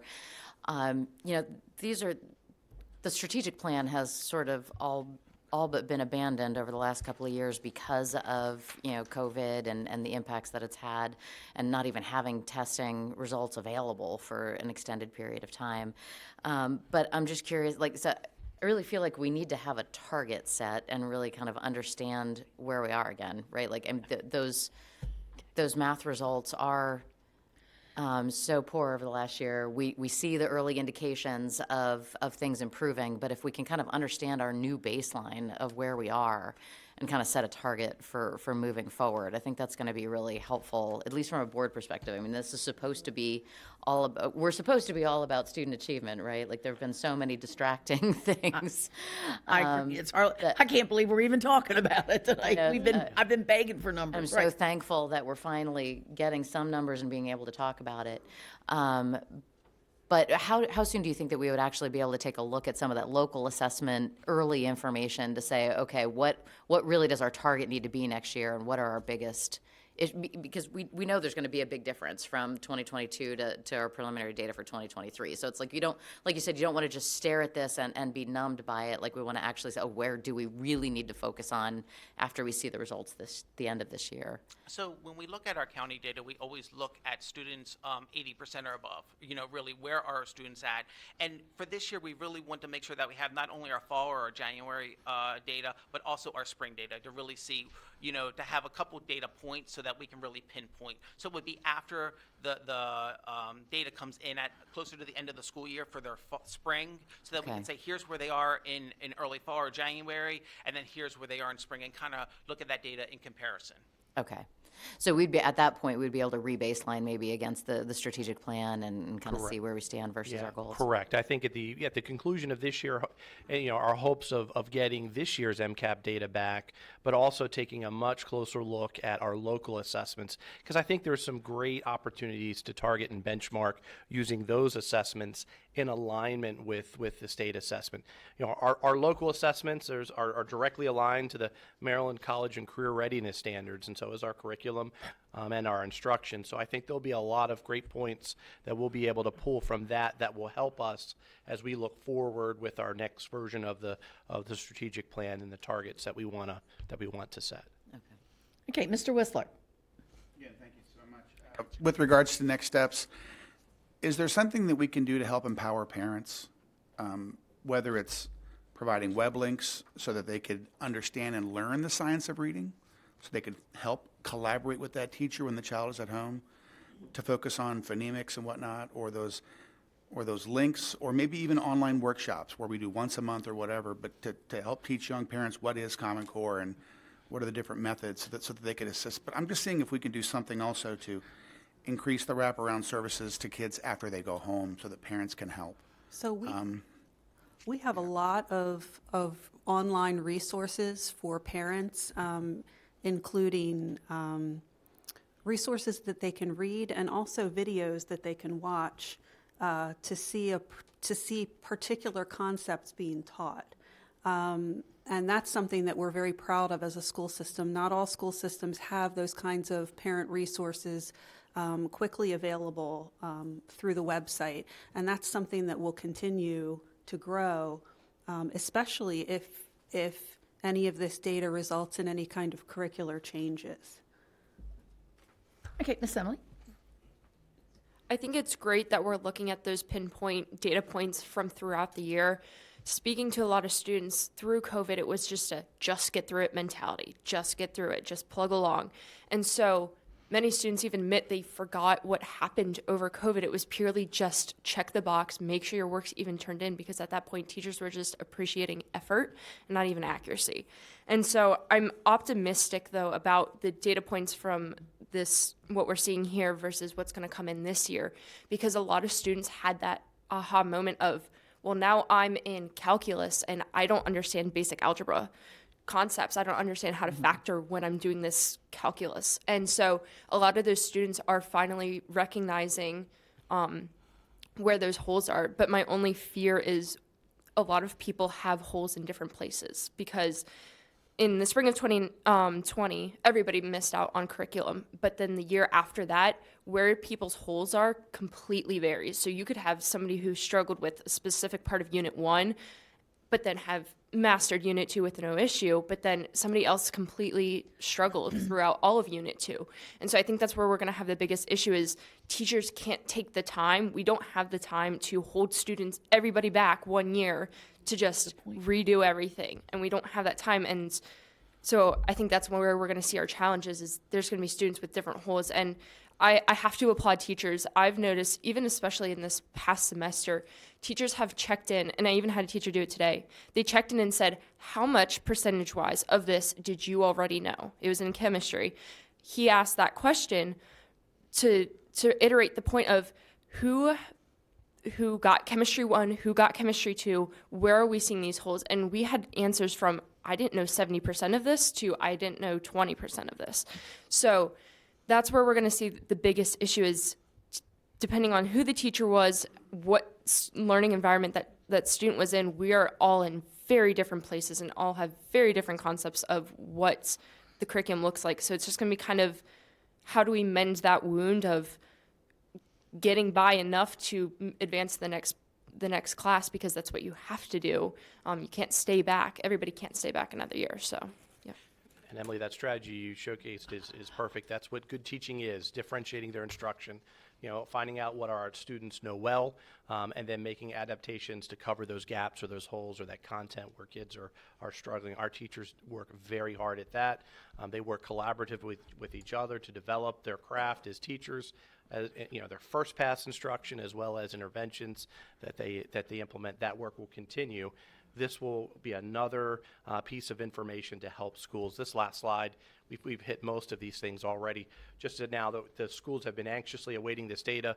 We're going to release that to them. They'll work collaboratively in their school improvement teams, start breaking this down even further and making comparisons to other assessment points, trends, strengths, weaknesses. That's the other thing, too, is we'll be able to identify a lot of things that we're doing well, and we'll be able to build on that. We'll also be able to identify students that are doing well and where we can further differentiate their instruction as well. But this is just a little breakdown of those next steps. And so there's lots of work will continue to happen.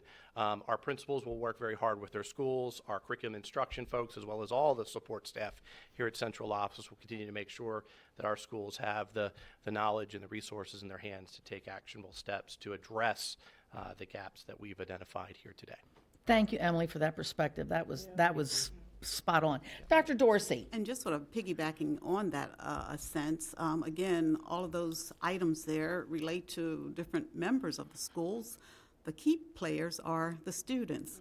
What are the students going to do? So maybe we need to look at setting up a goal that students will and put some accountability on our students as far as what they're going to do to enhance their learning. And Mr. Yurdahl, welcome to Carroll County Public Schools.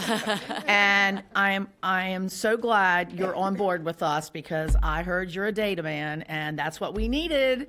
And this is exceptional. And I thank you for all that hard work. Keep up the great work and give us more information like this, because in the past, this is good. We're going forward. And I thank you for this great report here tonight. Thank you. One quick announcement. Tomorrow, MSDE is planning to release their star ratings. So that will be released tomorrow. That will be another piece that we'll be able to break down when that gets released tomorrow. Well, thank you. That'll keep him busy. Yes. So Thank you. will we hear it from you first, or should we go on the site and look for it ourselves? The star, they'll be posted directly on the mdreportcard.org website. Okay. Thank you. Thank you all. I really appreciate it. All right. Now we will move on to the school construction report. Ms. McCabe. The monthly construction report continues to detail our progress on our 2 major projects and the status of smaller projects. There are some action items later on in the agenda that we'll highlight, but for any general questions on the construction report, Mr. Marks is available. Comments, questions? Ms. Savigny. I'm sorry. All right, You need I'll to ask, ask I'll something. ask something. Okay.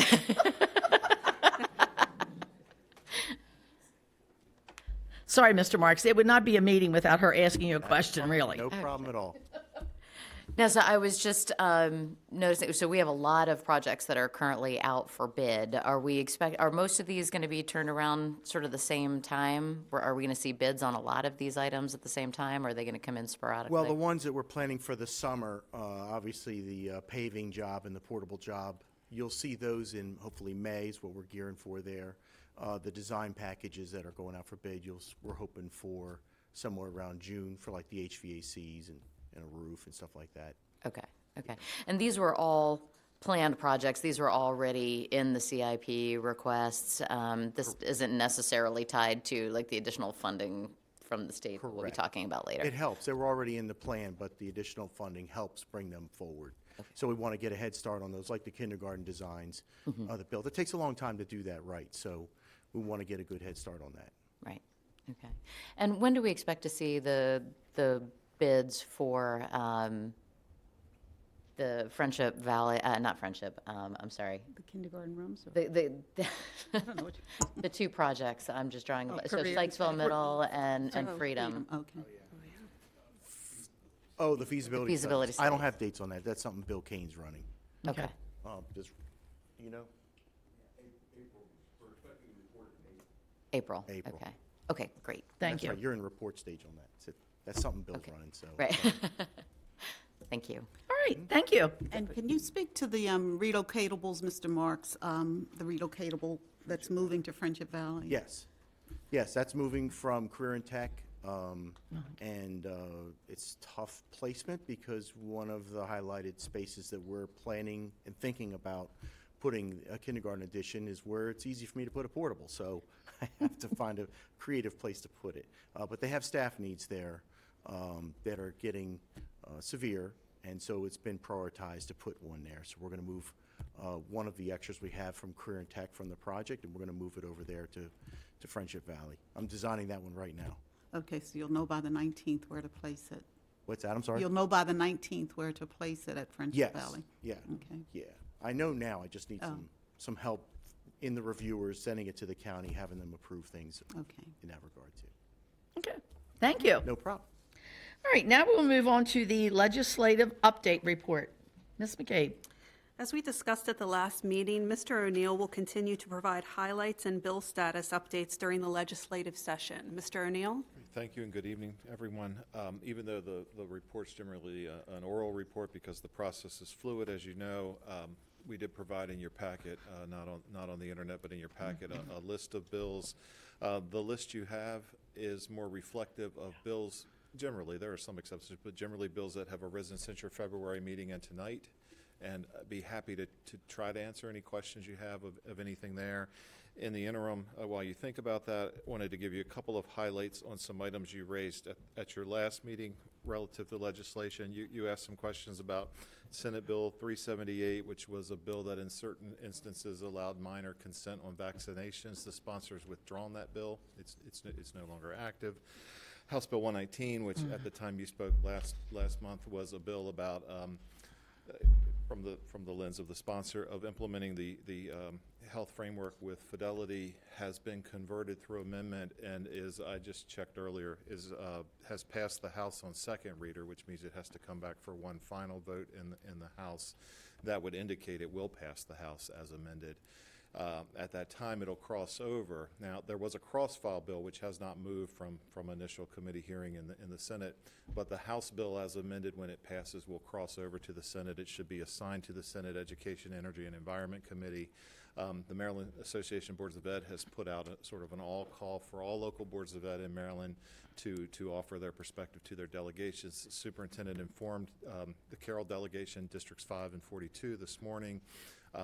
Some of the members of the delegation have already responded to assure us of their awareness and that they're working on it, and that they'll be working especially hard in the Senate to hopefully have that bill remain in the EEE committee.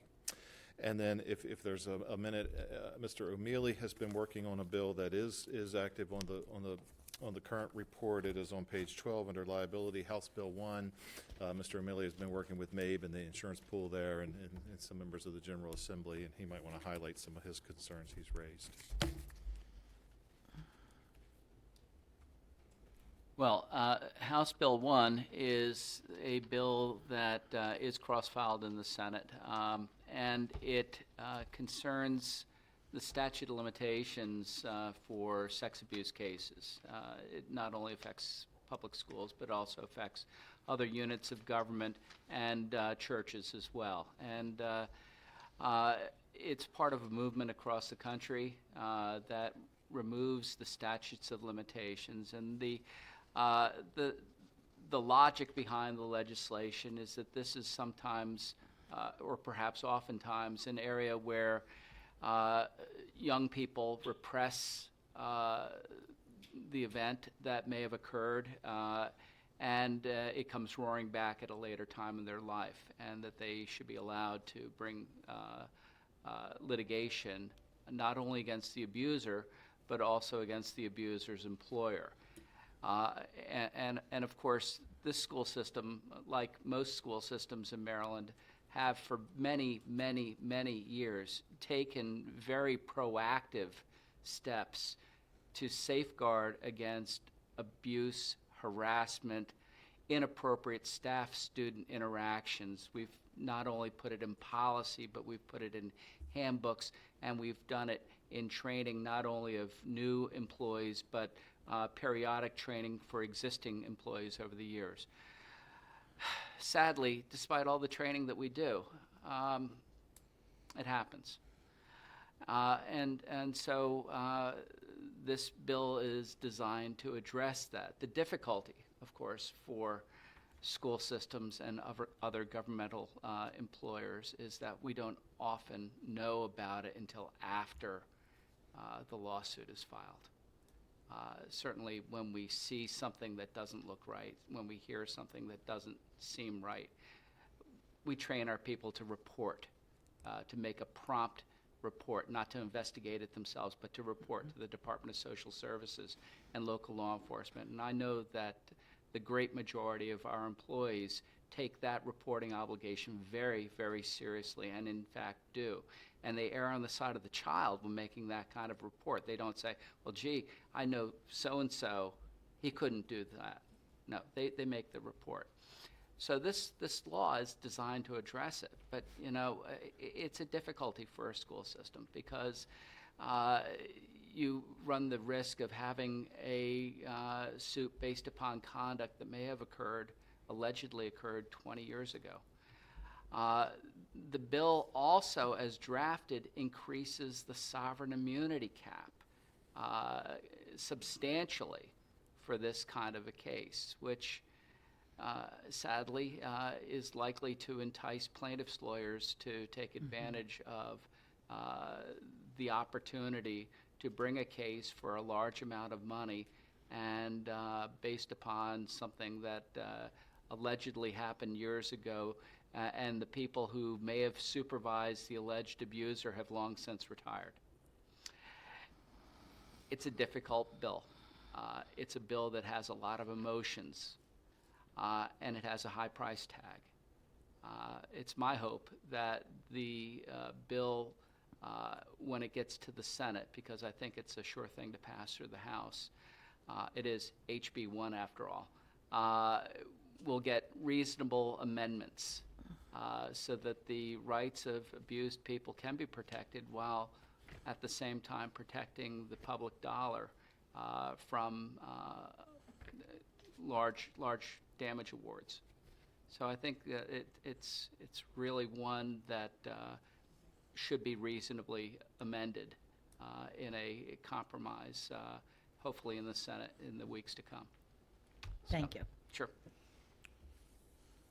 Questions at all? Miss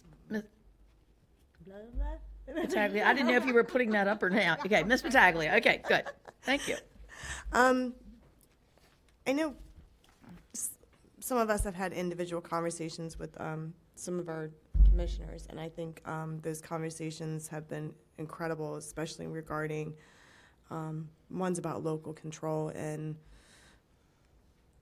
general concern that, you know, we may potentially lose that.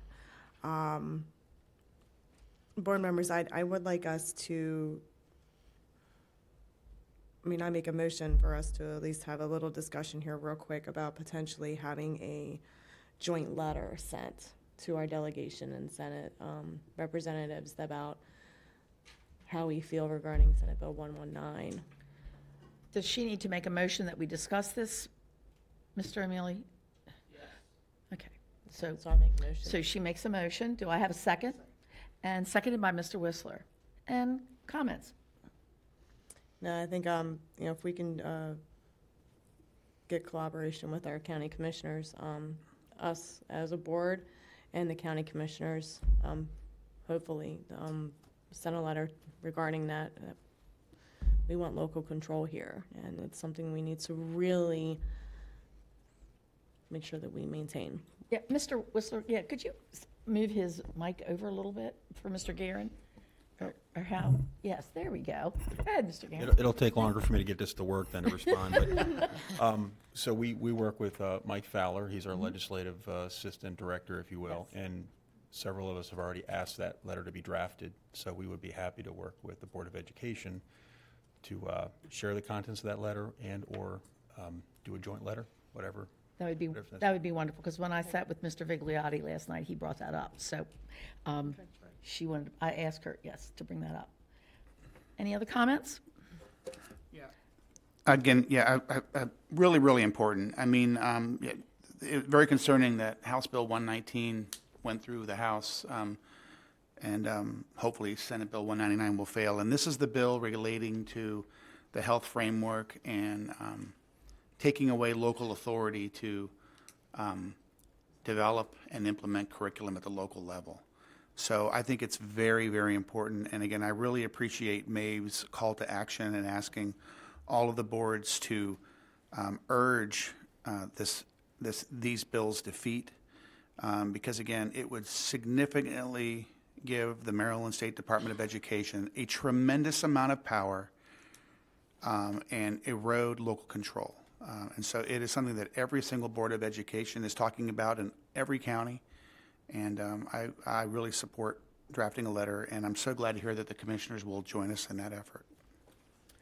A point of Dr. Dorsey? And certainly I support Maeve's call to action. Again, I can't remember when that happened governance- for a long time. I haven't. Local governance is under threat, so we do need to move forward with the letter. Yeah, thank you. I couldn't agree more. Right. And you guys have heard me speak about this on multiple occasions in prior meetings. So I believe in local control, and this is a significant power shift, at the state level, and it really erodes local control over curriculum, which we shouldn't let happen without a fight. So I appreciate the commissioners joining up with us. Thank you. Yes, it seems more of like a dictatorship, and we need this local control. This is not a dictatorship, and it comes from the grassroots of Carroll County. And we've always strived to take care of our parents and our students, and we will continue to do that. It's not the first time we've bucked the system, so it needs to be positive, but they need to know where we stand and that we want local control. That's why people voted us in as Board of Education members to speak for our parents here in Carroll County. Now, Mr. O'Neill, you wanted to say something. If I may. That I cut you off. Point of clarity. So, a letter to the delegation jointly expressing the views is one option. This can be an or an and then in terms of the legislative process, the pertinent thing to do would be to offer testimony, which can be written in the committee when the bill crosses over. So just technically, it would be House Bill 119 right crossed over. I think the superintendent's message that went today to the delegation could serve as a starting point for a joint letter to the delegation. And if both bodies wanted testimony to be filed in EEE and the Senate Education, it sounds so silly to say that to me, the Senate Education, Energy and Environment Committee, we certainly could do that. I could work with Mr. Fowler or whoever you want Please. to do it, but well, both yes. of us have sort of an understanding of that process. I don't think there's an exclusion to filing testimony on sort of joint letterhead, if you will. And you two have worked well together, so why would we mess that up? So, do I have a vote? All those in favor of this motion to work on a letter to? Aye. Aye. Opposed? It passes unanimously. So we will work on that, Ms. McCabe and Mr. O'Neill. Thank you. And thank you, Mr. Guerin, for your information, because we have to stick together. Yes, ma'am. We have to stick together. All right. Now, I need a motion for the approval of award of bids. By Ms. Battaglia, seconded by I'll second it. Ms. Dr. Dorsey. Ms. McCabe, I'm going to let you talk about it tonight. All right. There are Sometimes 8 I don't. items on the award of bids. I'll go through all 8 quickly, and then we can take any questions you may have. The first is for classroom furniture. We are continuing to procure the furniture and equipment needed to outfit the 2 schools under major construction. This is the contract for classroom furniture. The second is for rental of copiers. This is the contract through which schools and offices rent copier equipment. The contract would be for 3 years. Third is for our propane gas. The award is for propane gas for the schools. This would be for 1 year with the possibility of annual renewals for 3 additional years. The fourth item is for food service supplies and small equipment. This is the annual contract with the option for renewals for food services, supplies, and small equipment. Fifth is to furnish and install walk-in coolers and freezers at 8 schools. This and the next item continue our plan for updating the capital investment in our food services program. This award is for purchase and installation of walk-in freezers at 8 schools. Number 6 is to furnish and install double convection ovens at 11 schools, and this award is to furnish and install those convection ovens at all 11 schools. 7th is the annual contract for schools and offices to purchase printer supplies as needed throughout the year. And the last one is for marching band uniforms for Winters Mill High School. This award is for the new band uniforms. Per our policy, the system will contribute $14,500 toward the purchase. Questions? Ms. Savigny. Thanks. I do have a couple of questions. The first one is on the item number 1, which is the furniture purchase order for the $430,000. Is any of the current furniture reusable, or is this basically replacing all furniture? I think Jim is telling me a minimum amount would be reusable. This is mostly desks and chairs and classrooms, that sort of thing. So this is what's being replaced here. And if I think we should have probably mentioned this last time. It would have been a good moment to highlight it. You've talked about where do the budgets stand on these 2 projects, and we mentioned they're tracking at budget, but still okay. So we've tried to undertake as many steps as we can to sort of protect that project budget. So I think it was the last board meeting, it might have been the one before, we purchased some equipment for the Career and Tech project, not out of the project account, but out of some federal grant money that Mr. Eccles had. So in an effort to keep these projects at budget, we're trying to undertake all of those steps as possible. For this, for the classroom furniture, this is a bit, I'm sure this is from the project account itself. Okay, okay. So, yeah, I mean, basically just under the realm of, trying to watch every penny, every dollar in the current situation that we're in. I noticed on the bid documents, it looks like we're ordering 2,600 student chairs, but there's only 800 students at East Middle School. Is that for East Middle and Career and Tech combined? This is for both. This is for both. Okay. So it's just, okay. So I was just kind of looking at the number of 2,600. It seemed a little excessive given the number of students at each school. Okay. And none of the current furniture is reusable, or very, very small percentage of the current furniture is reusable. And in a minute, on another action item, there's a little bit of good news coming from the state for these two project budgets and others as well, and the additional state capital CIP money. So, okay. Just at the right time too. Okay. Is there any funds that become available by trying to resell or trying to sell through auction or whatever the equipment that we have? Okay. How does that find its way back into the budget? Okay, so it just becomes a credit to those accounts. Okay. Yeah, and that's true of all of our materials or commodities that are deemed to have enough value to place them out for public auction. So even vehicles, anything that we think there's value in goes out for public auction when it's surplus. Okay. And the only other question I had was just on the uniforms. It looks like this is the first one that's kind of coming up under our new policy, and we're following the policy, and the boosters are comfortable with this. And okay, great. All right, Ms. Battaglia. Yeah, that's what I was going to ask was about the uniforms. I mean, so I just wanted to make sure they didn't purchase them yet from McCormick, correct? They're getting ready to, it didn't work out right, and then now they're going to get new ones? I think it was that the samples that were The sent samples, showed okay. that it wasn't up to par. Up to par, okay. They won't be able to purchase unless you approve this. Okay, no, I just wanted to make sure, I didn't know if they had purchased them from the first company, and then, because I was trying to remember when we had Yeah, 'cause we approved did it not last. give that approval. Yeah. All right. I had the same question when I first read it. So Yeah, I'm like, wait a minute. I realized, yeah. Okay, that's good to know that they got a sample and they'd seen it's kind of icky. So, yeah, we don't want icky uniforms. No, we don't. No. And I'm sure they're pleased to only pay $3,600 from the school I'm sure they are, for Dr. the Dorsey. uniforms. Yeah. Good. All right, I call for the vote. All those in favor signify by saying aye. Aye. Opposed? It passes unanimously. At this time, I need a motion for the approval of student appointments to the Carroll County Career and Technical Education Advisory Council. So moved. By Ms. Battaglia, seconded by Mr. Whistler. Thank you. Let me talk to you. Yes, okay. Ms. McCabe. With semester changes, we bring you the updated student appointments to the Career and Technical Education Advisory Council. Each high school has one representative. Any questions for Mr. Wernick? Oh, Ms. Savigny. I do just have a quick question. I certainly don't have any concerns with the students that were identified. I'm just curious about, so there are 3 reps from the biomed program. Do we think that we have reasonable representation of the other programs?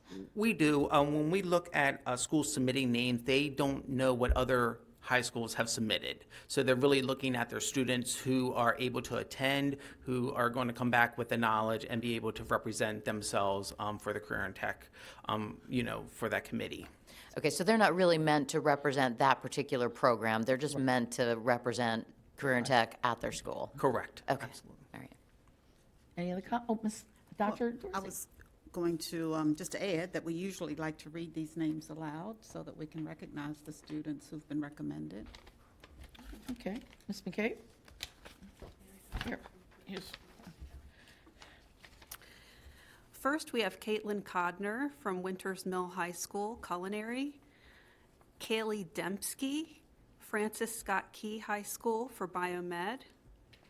Ada Equitif, Westminster High School, Biomed. Aaron Feltz, Liberty High School Biomed, Sophia Kabid, South Carroll High School Engineering, Gianna Rohr, Manchester Valley High School Teacher Academy, and Tyler Taltaval, Century High School Engineering. All right, and I call for the vote. All those in favor signify by saying aye. Aye. Opposed? It passes unanimously, and you did a great job on those names. I was smart. I passed that one off. I saw this. Yeah, I said, oh, Miss McCabe, there, of course. I usually practice the names ahead of time. I There you didn't that go. time. I need a motion now for the approval of the amended FY24 capital budget state request. So moved. And seconded by Mr. Whistler. Ms. McCabe. One area that continues to be a positive for us is the availability of state construction money, both in the current year and prospectively into FY24. The state indicates that additional funds may be available to us. Requesting these additional funds requires the board approving an amended CIP request. The basis and amount per project are detailed in the board document, and we will certainly respond to any questions.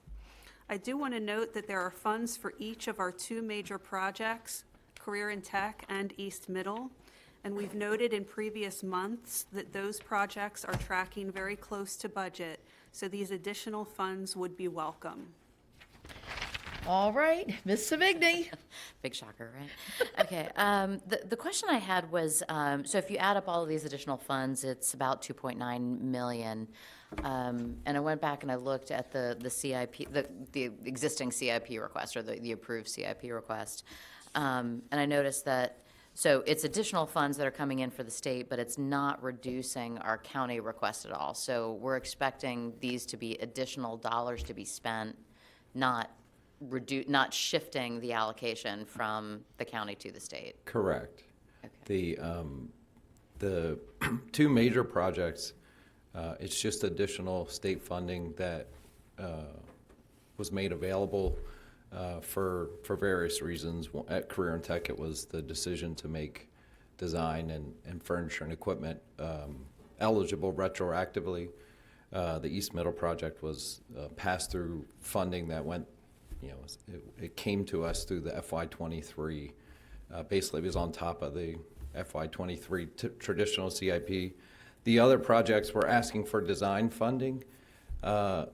Basically, all we're doing is we're pulling state funding that was planned to be requested in FY25. We're pulling it forward to the 24 request because the state's saying there's available money this year. They told everyone you should ask for it, otherwise you might lose out. So we pulled forward some state funds that we would have just typically waited until 25 to request. Okay, okay.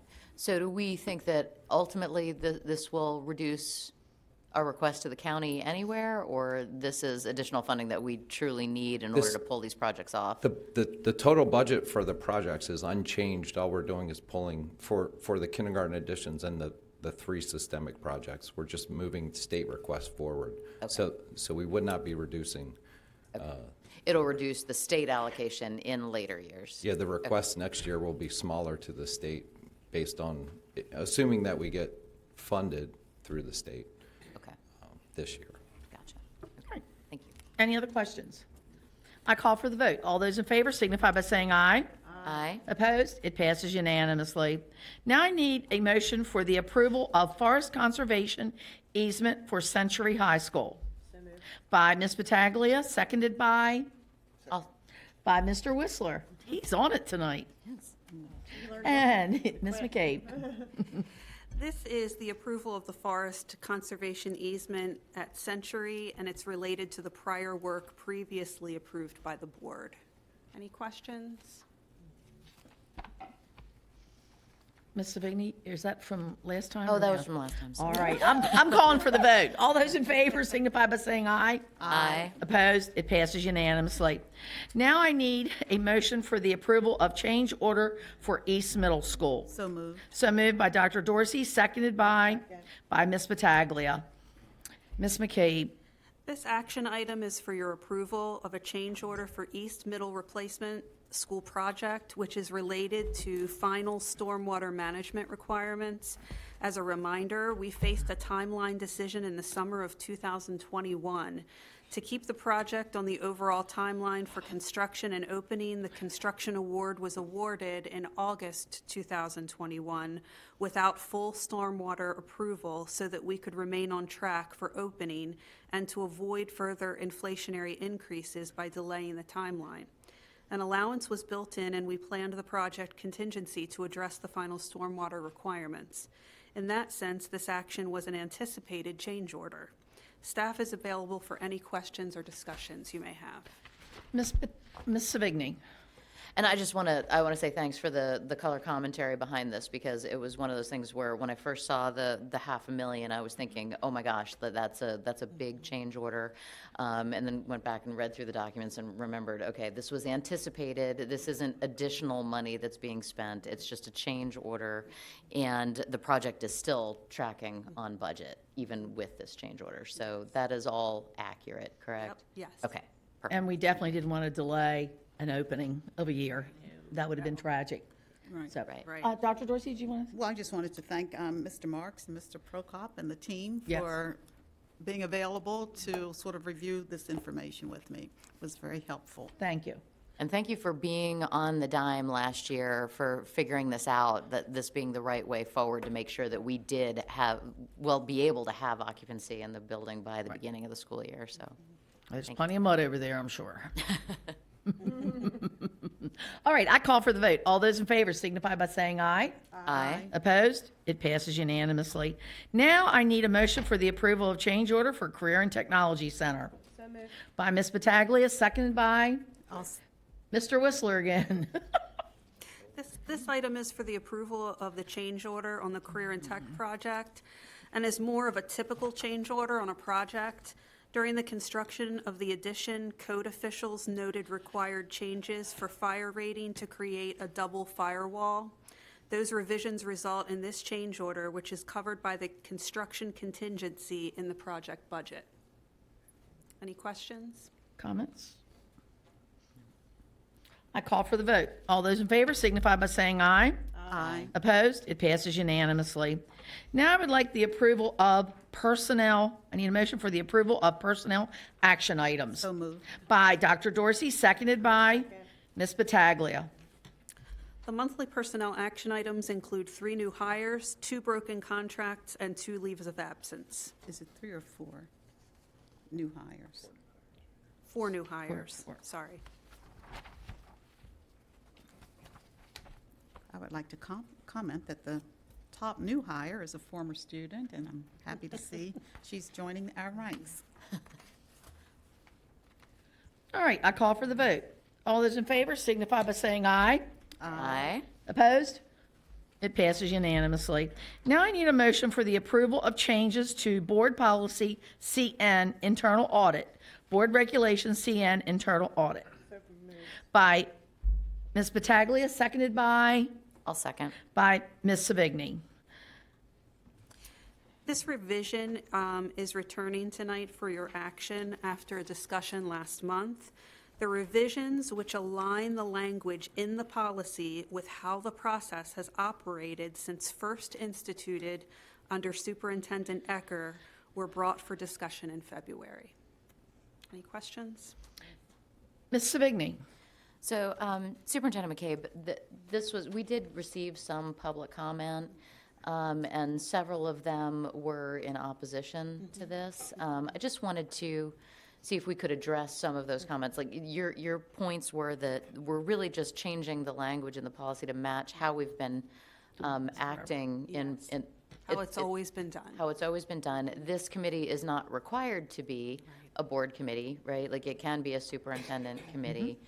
And it's not like regular audits are still going to be done. I mean, this is an internal audit piece. Correct. So that's not like the broad audit that gets done by the state auditors and Right. This is an extra step that Dr. Ecker felt was appropriate, and that each superintendent after him has kept going, and that I fully support. Okay.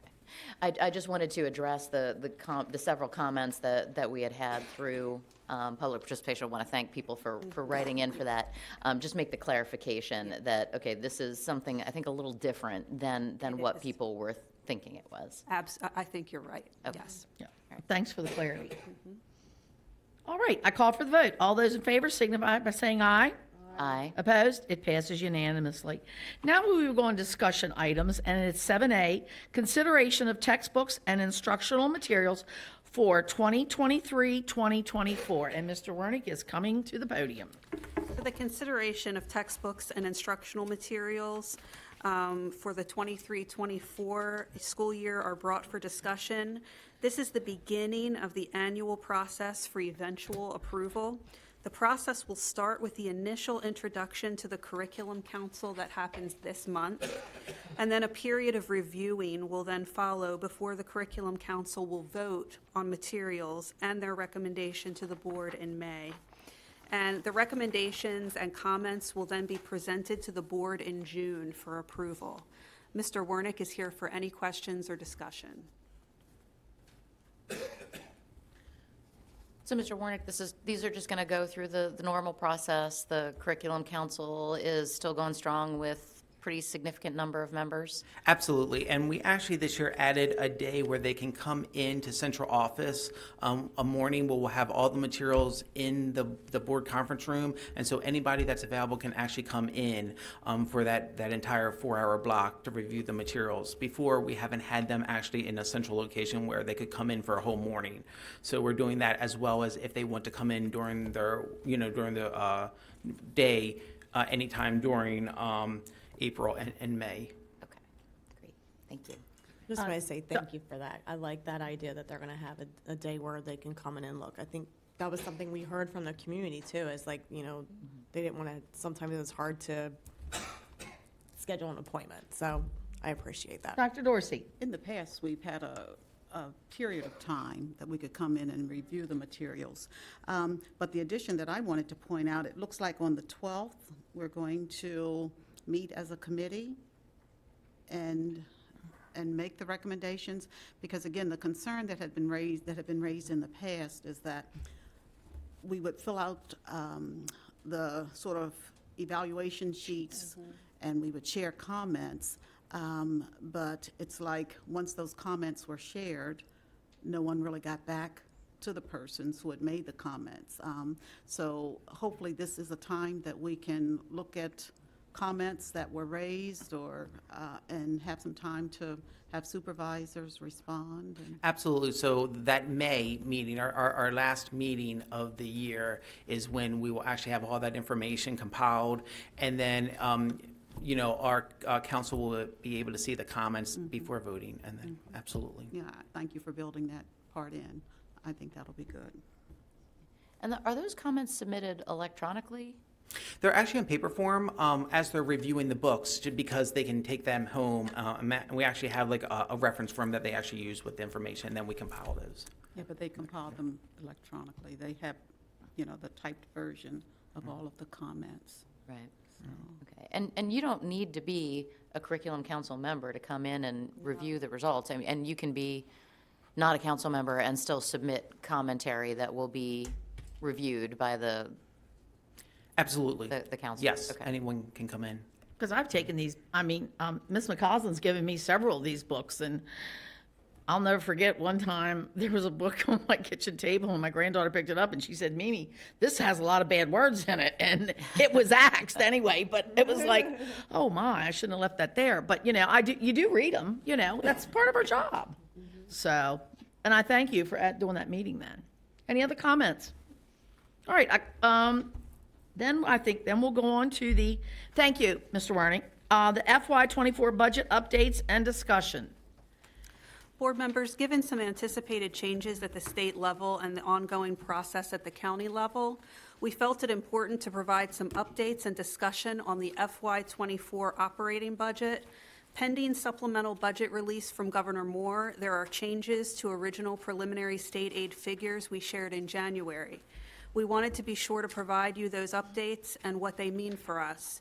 In addition, as the county process unfolds, we now know that the county staff's recommendation to the commissioners may not include any additional revenue beyond the FY24 amount in the county operating plan. Therefore, we want to continue to discuss the consequences of the county funding levels as well.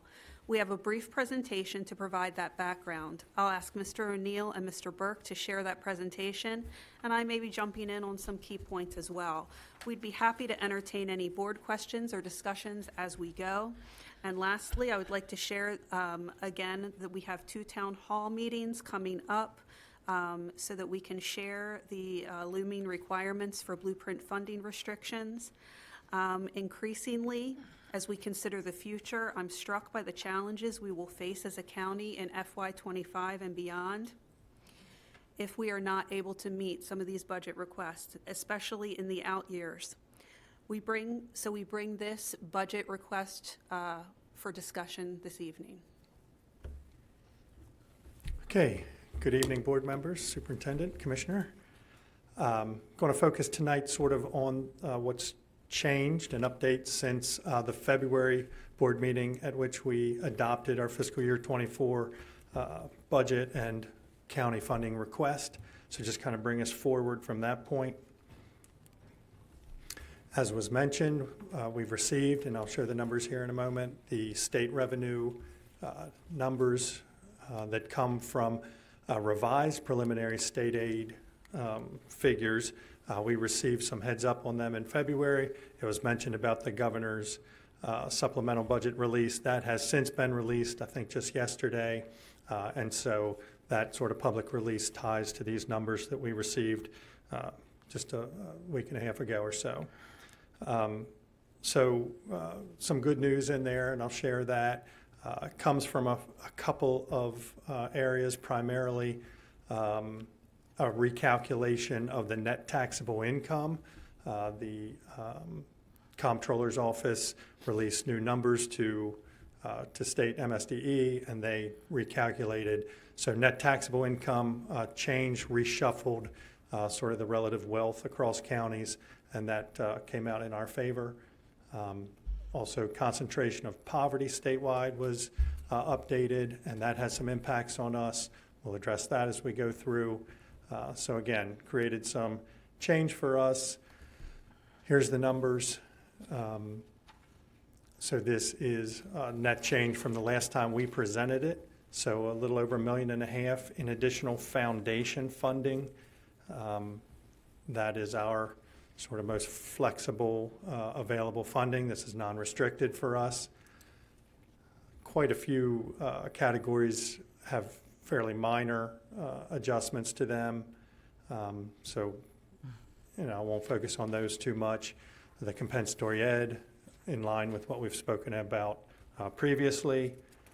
And we'll add that to our restricted, a little over 11 million we were already counting on. This will add to that in restricted. And then the concentration of poverty portion is new to us. So with the additional $1.5 million there in foundation brings our total state foundation increase to a little over 13 million in non-restricted funding increase from the state for fiscal 24. So that's a good news to us, as we're working through the impact of budget for next year.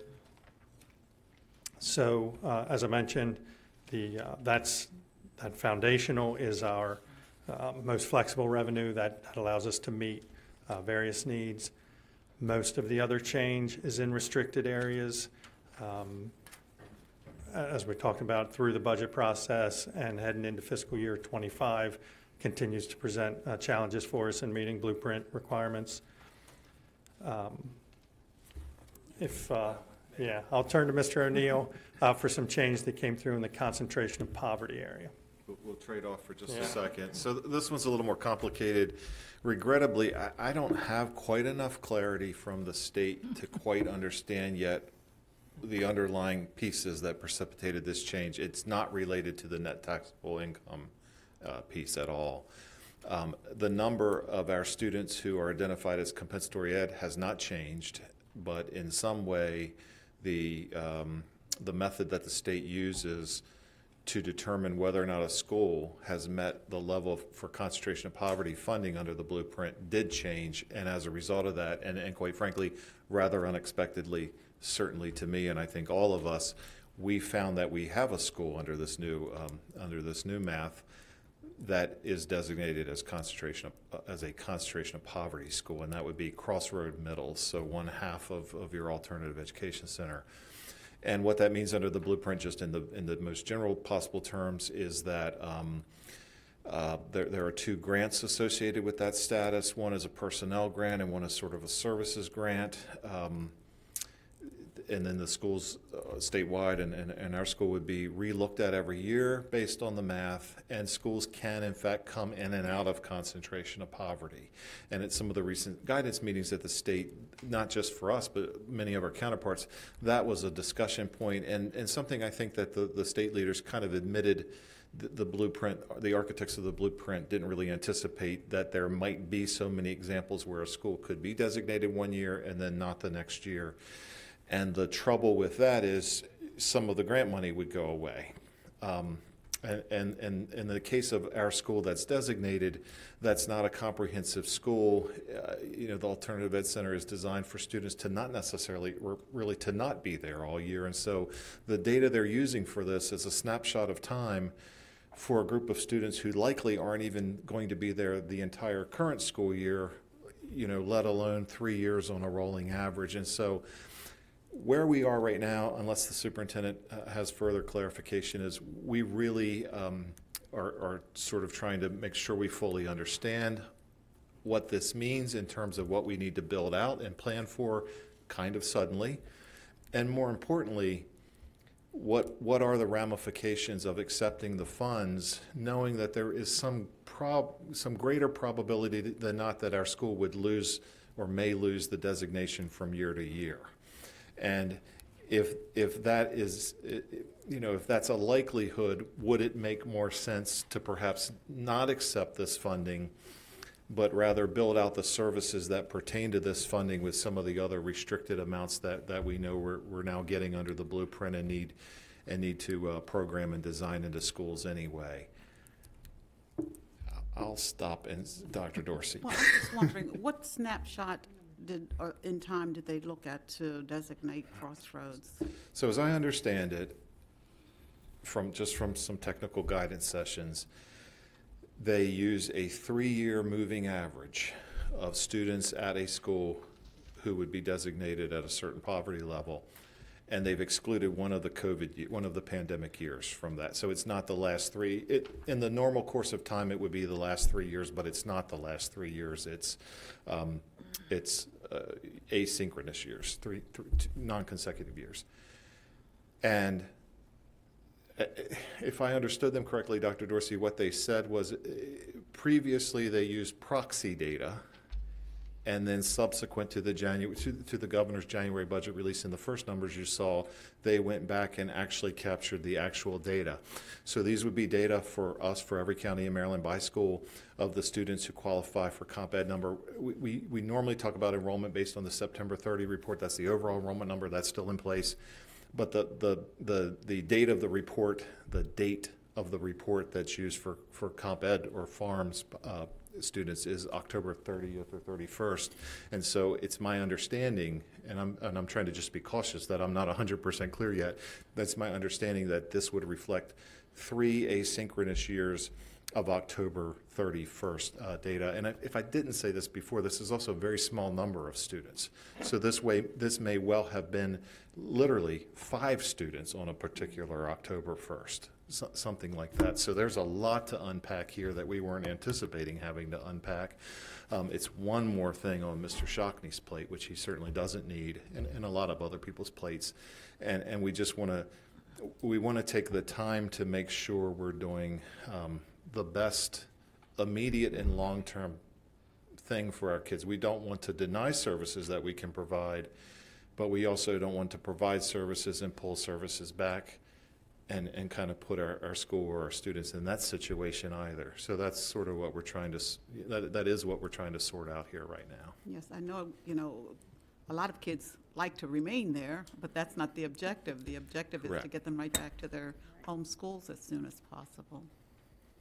So John, the concentration of poverty piece, Mhm. so that was the 272,000. Does that mean that would, if we accepted those funds, those would all have to be spent at Crossroad Middle? Correct. So the blueprint intended outcome for a school designated as concentration of poverty is that you create a community school at that school. And so there would be a community school coordinator who would then sort of probably with somebody like Mr. Shogany oversee a needs assessment relative to wraparound services, and then you would build out wraparound services. And so there's kind of a services grant and a personnel grant. And what the state is saying, having heard them field the questions of some of these schools are right on the line. So what happens is if a school's in and then the next year school's out, is that they would pull back one of the two grants. And so so you're going to build out you're going to build out a community school, and then the very next year say, well, we're going to have to pull back these wraparound services or pull back the staffing, and that seems to be less ideal than trying to, well, I'm speaking more for me than Nick right now. That's troubling when there may be an opportunity to use other restricted money that we know they're compelling us to spend in certain ways to see if we could accomplish those services more permanently in that way, if that makes sense. Does that make sense? Nick, would you like to try? No, that actually makes a lot of sense. I don't want to turn down any funds that we could get, but is there any way that you could tie a waiver to something like that to say, okay, once something has been designated a concentration of poverty and you've built the services around it, that those funds wouldn't go away, or? That is the complex piece. Just as John had said, the last thing we want to do is obviously work and put a resource out to a student and family. Then we have to pull back, because that is not fair to that student. Through our other streams, through our compensatory education funding, for example, we might be able to get creative there to put some additional resources in place for the school that we are more confident will be there, in the out years. But a waiver piece, I'm not sure. I've heard no discussion of a waiver on this. What I did hear was some clear recognition from state representatives that the concept that a school could be right on the cusp and possibly dance in and out of being designated year by year is not really something that was fully anticipated in the design of the plan, of the blueprint. And if you look at it overall, and I don't want to keep you here all night, but the thresholds to achieve, the level of poverty to achieve concentration of poverty seems so high to us that it would be unrealistic to think that we would ever achieve that in the earliest years of the blueprint. And so by the time we got there, as the threshold declines over the 10-year window, we'd have a lot more understanding just from watching our colleagues, go through the process. So this is a little bit unanticipated, and we're just trying to sort it out. I'm not trying to signal anything on behalf of the superintendent that's a plan other than take a deep breath, ask a lot of questions, make sure we fully understand what the consequences are one way or the other before she would come back and say, here's what I think our approach should be. We learned about this 3 weeks ago, I guess. So it sounds like you give a child the lollipop and then the next year take it back? That's not their intent, but yet that is the concern. But that's what it yes. sounds like. And realistically, and President Herbert, all of you know this, you can't do that. It's particularly not for the kind of services That's that not this nice. is. So what the outcome then would be is if you can't pull those services back. So where do you find the money at that moment to put there? And that's either somewhere else or your friends, the commissioners, you'd be asking for. And we just want to be. We want to be as careful in making sure we know what we're doing here. Sure. And I would just add here that, we certainly don't want to put one more thing on the plate of our commissioners, considering that, this year we're already asking for 6.7 million above what they had already approved for us.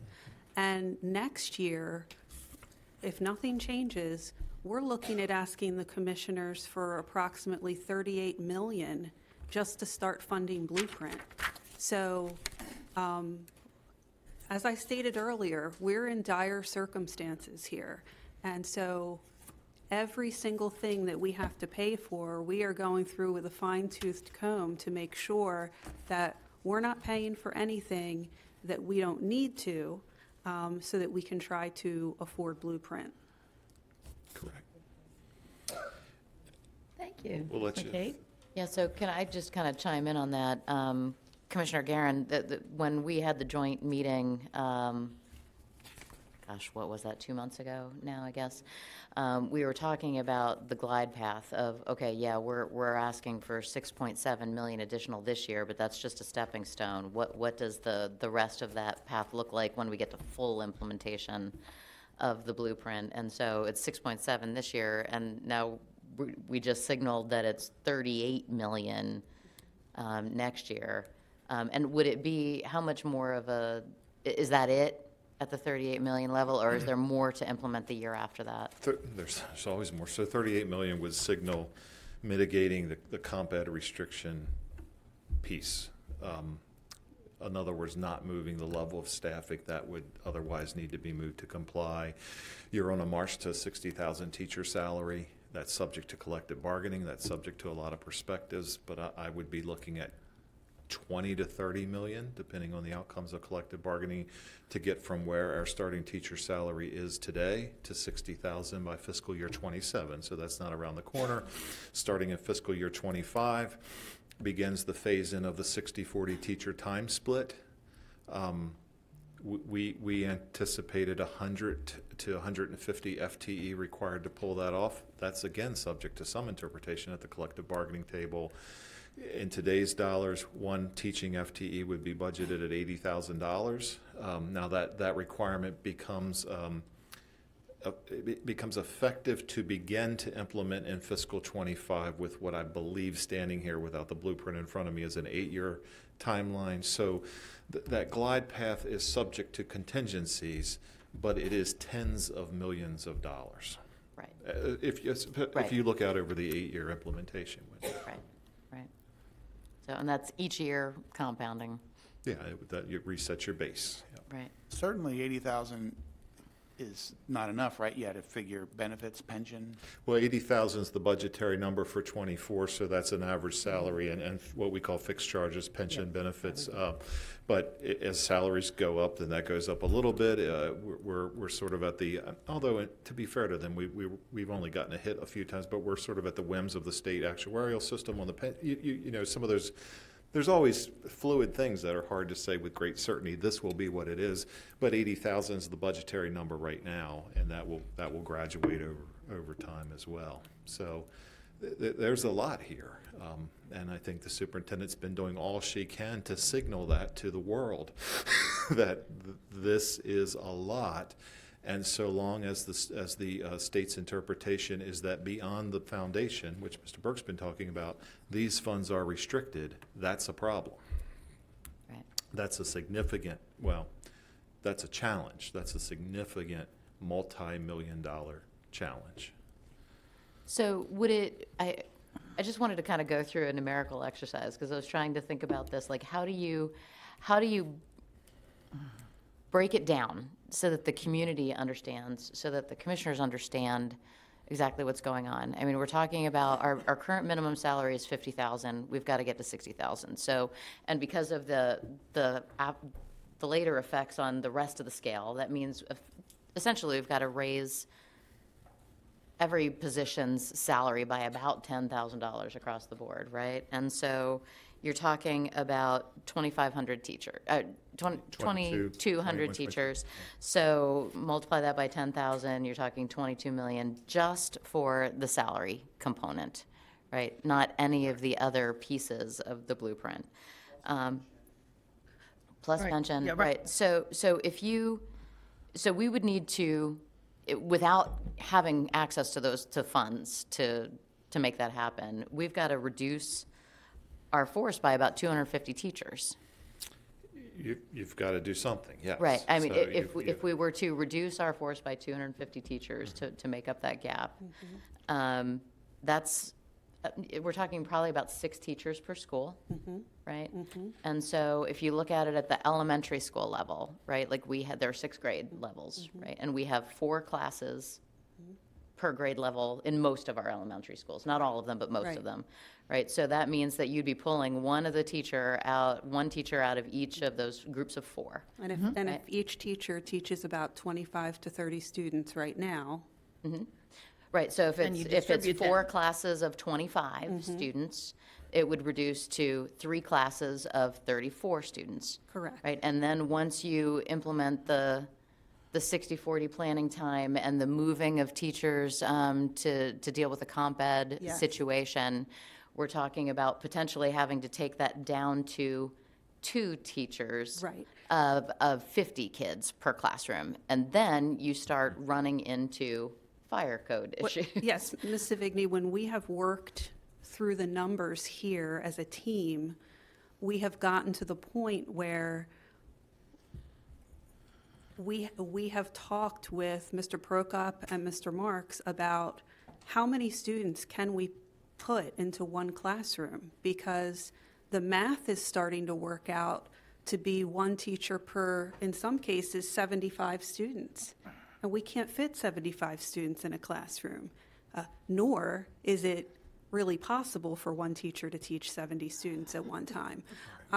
So we are starting to look at fire code as our guide for how many students per teacher. And certainly, we never thought we would get to the point where safety and fire code was dictating, our instructional pedagogy. But that's where we are. And as I've been saying all along, our school system is not going to look the same in 2 years. And, they really need to take that statement seriously. And that because- might look very different at an individual school, right? There might be one school where you've got 1 teacher per 75 students, but there's another school where you've got 1 in teacher 10. per 10. So that's why I keep on saying the school system is not going to look like it is now. And the sad thing is, and I will say this, it is a well-oiled machine. Our students are doing very well. Our teachers are working very, very, very hard. In fact, everybody's working hard, all of them, and all of our employees. But this is just upsetting the apple cart all the way. Yeah, and these things are strategically challenging and costly in most cases, or they have a cost. Yes. But they're also sometimes competing against themselves. So the example you use is a great example, Mrs. Savigny.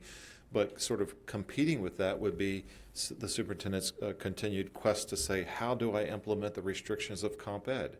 Because yes, for your example, but then I also have to move all of these teachers to comply with where the funding's supposed to be in each school. So the more I try to tease this out for myself, there's this initiative that costs X, but there's this other initiative that costs Y, but the two things don't align up well. They're in direct or partial contradiction to each other, and that's the blueprint for us. And I know Ms. McCabe has asked many people to come up here and look at our books and help us figure this out. I mean, it's not like we are sitting here on an island all by ourselves. She has been asking for help. We have gone across the street. Our team has worked with their team, and they've come over here, and we've talked to the commissioners, we've talked to the delegation. She's begged the state to come here and look at our books and tell us how to figure this out, but hadn't been happening. Mr. Whistler. Mr. O'Neill, I'm going to ask you the question that so many people out there are asking me, and I would like you to kind of frame it for them, what the consequences would be, if you could even do it. But so many people tell me, don't implement Blueprint. Don't take the money. What kind of impact, if we did that, would that have on our county? How much money would not be there, and how much money would have to be made up through local sources to not do Blueprint, if you can even not do Blueprint? I could try. So I'll tell you that in the quiet moments at night when I'm working on charts and graphs, I have actually at least entertained the thought exercise of under the blueprint as written, the penalty or the accountability mechanism is that it's actually that the AIB, or the Accountability Implementation Board, starts out every prospective fiscal year by default automatically withholding 25% of new funding from each local Board of Ed until they until they approve your plan and approve that agree that you're on course, you're complying with the blueprint, and then they would release the 25%. So in theory, under the statutory construction of the blueprint, the penalty would be 25% of new funding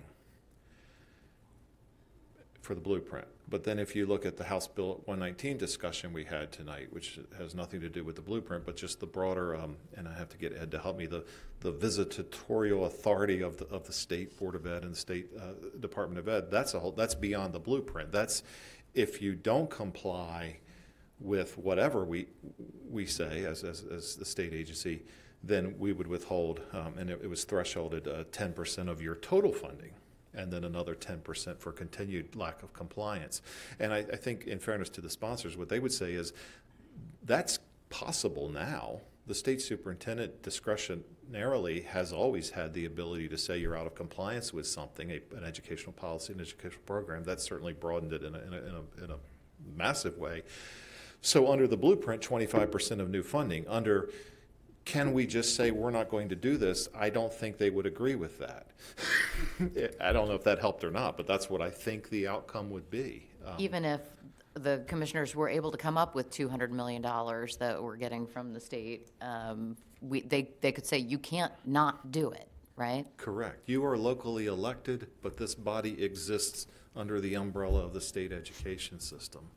So I don't think there's a realistic way to say we just won't do this. It's the hardship of figuring it out. And to Mrs. Herbert's part about Mrs. McCabe constantly begging for technical support, and I think she means that sincerely, the state's answer to most of these questions is we ask, well, what would we cut to do that? And they say, you have all of the money you need in the foundation. And if you were starting the world from scratch, maybe that would be true, but all of the money in the foundation is being spent somewhere. It's being spent on these folks. It's being spent on health care. It's being spent on a ton of things. So mathematically, in your formula, in your theory, in your Kerwin Commission, it's all in the foundation. But to take it from the foundation, something has to go. Something that presently exists that's being paid for with the foundation has to go. And that's the challenge. Now you're getting like my thoughts at night when I try to sleep. What goes? And I think keeping you up at And night. the other thing that you're going to say what goes is because this school system is a big attraction here to come to Carroll County. Live in Carroll County, go to school in Carroll County and work in Carroll County. Well, let me tell you, when parents see classes of 50 or more in a class, do you think they're going to want to come to Carroll County when they can go to Frederick or Howard? That seems like they have a bottomless pit. And this is very concerning to me because we have a good thing. But I think with all sincerity, and I mean with all sincerity, what Superintendent McCabe is saying is please come here and tell us what you would recommend would go. Mm-hmm. Because the only way to not create that class size scenario you've been discussing so much is if Mr. Guerin and his colleagues can offset that amount of money under that program area, in this case Comp Ed, so that the Comp Ed money can, in whatever format, go to the schools with the highest farms population. So can they fund 400 teachers to do that? Mathematically, that's what it works out to, and I'm not trying to suggest that it all has to be teachers. It could be lots of things. Right. But to comply with the Comp Ed amount of money that presently is, to our knowledge, out of compliance, if you take the $80,000 budgetary number and divide, that's what, 429 teachers. That's, and we're not, I'm never trying to raise the pitchforks and, those are amazing challenges that we're trying to figure out and work with as a school system and bring to you as we come to understand little by little, and the town halls, et cetera, et cetera. There are only so many ways to spend $38 million. Right. And when you're an organization of people, which we are, that's what has to be looked at. That's what has to be transferred from one place to another, because there are only so many textbooks you can buy.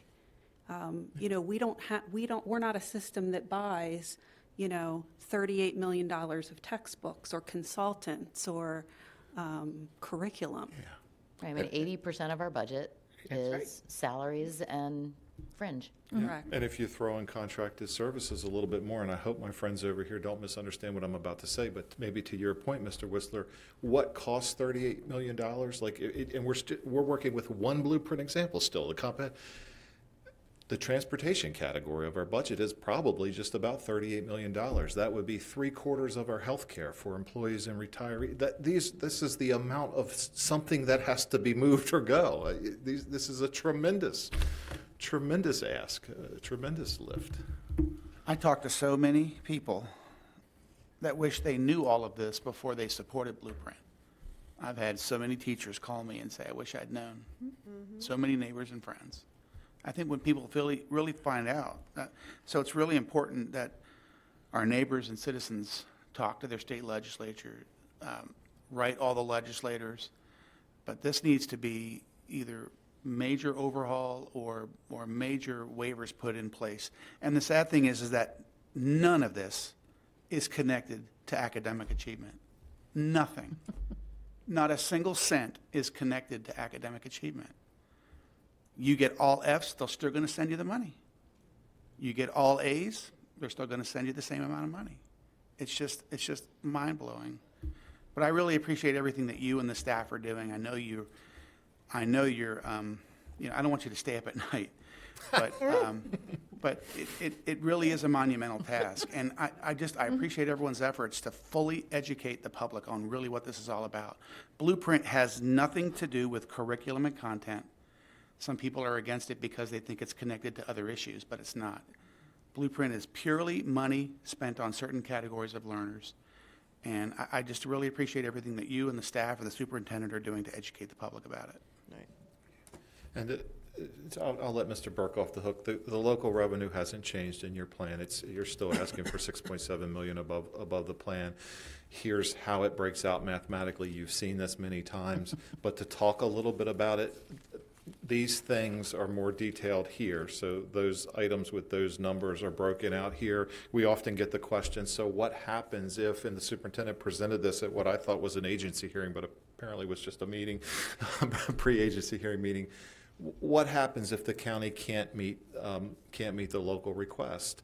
So what happens is some things off of this list totaling 6.7 million have to go away.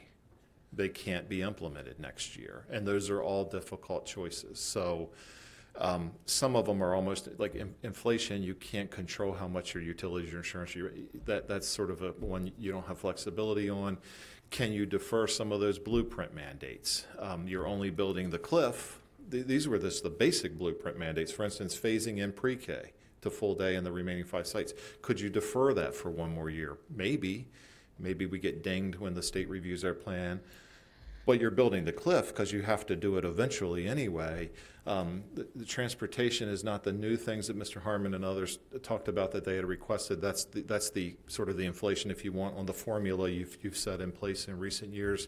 So go into the staffing. So if you take the 2 custodians at Career and Tech, those custodians are in that budget because we try to maintain a fair square foot, and maybe the union wouldn't say it's fair, but with our ASME union, we try to maintain a 1 custodian per certain amount of square footage ratio. That is just to try to preserve that ratio given the bigger footprint of the new Career and Tech when it's done. 1 project manager in Mr. Marks's office. What's the give there? The give is we have 2 project managers.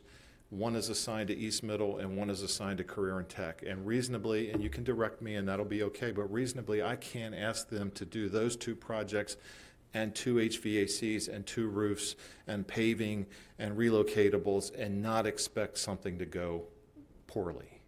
So not funding that would defer projects for a few years. It would leave state money on the table. And that's okay if that's what the decision is, because these are the kinds of decisions you have to make.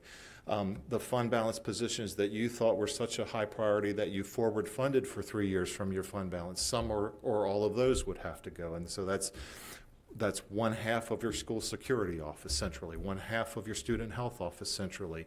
You bought, I think, if Mr. Davis is here, 6 million devices during the pandemic. That's technology support for the folks who are trying to use those devices, both employees, teachers, and students. One school psychologist who's doing work in schools, and then trying to convert the athletic directors to comply with some new state regulations there. You could lower the sub rates. We finally gotten to a place where many schools are feeling a little less pressure on a given day. So we would really hate to have to do that. We're starting, I hope, to make some, make some inroads there. So that was 1.4 million. Blueprint priorities, these were things beyond the things up above that we thought we were supposed to or have to do next year. This would be items the superintendent might identify to try to get a head start on 60-40 teacher time and all the things you just spent a lot of time talking about. And then, as always, if not, what's that leave? That leaves employee salaries, which are subject to negotiations. We don't talk about that publicly while we're negotiating. But these last slides are slides the superintendent shared at the what I thought was the agency hearing, but wasn't. Then we repeat this pattern in some format. That's what we've done.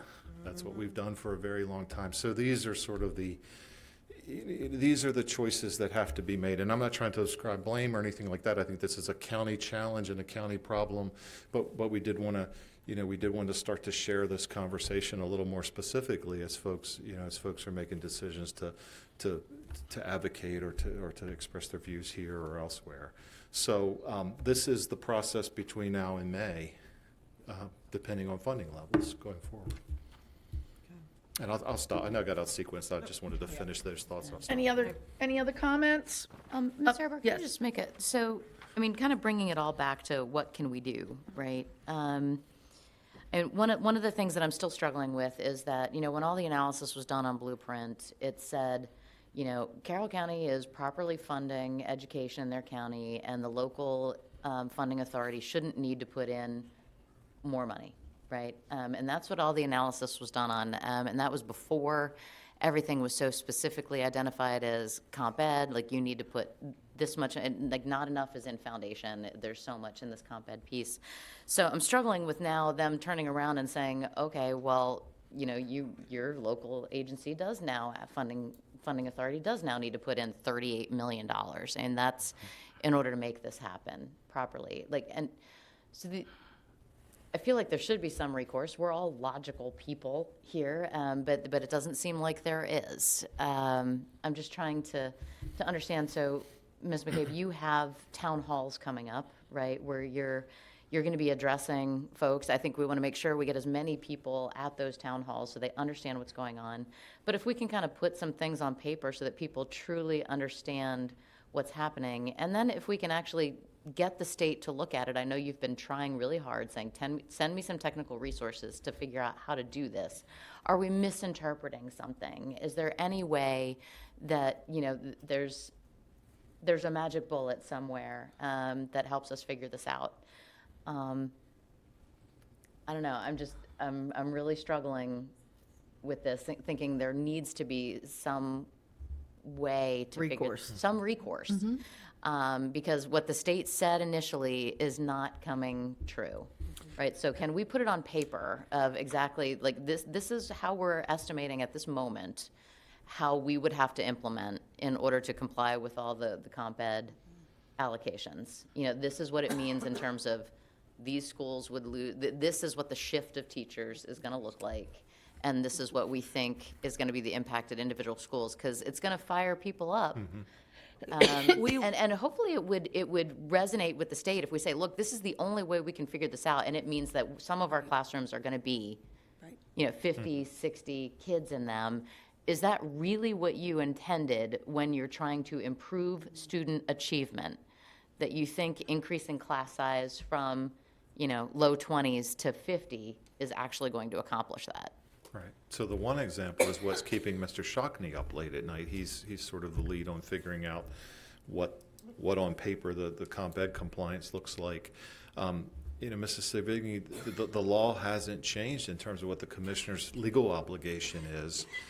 It goes back to, so what the state would say is that they're above maintenance of effort. They do not have to fund you $1 more if they don't want to. You get to make all of the local choices for priorities you want to, and the money is in the foundation to do that. That's the cycle of this conversation.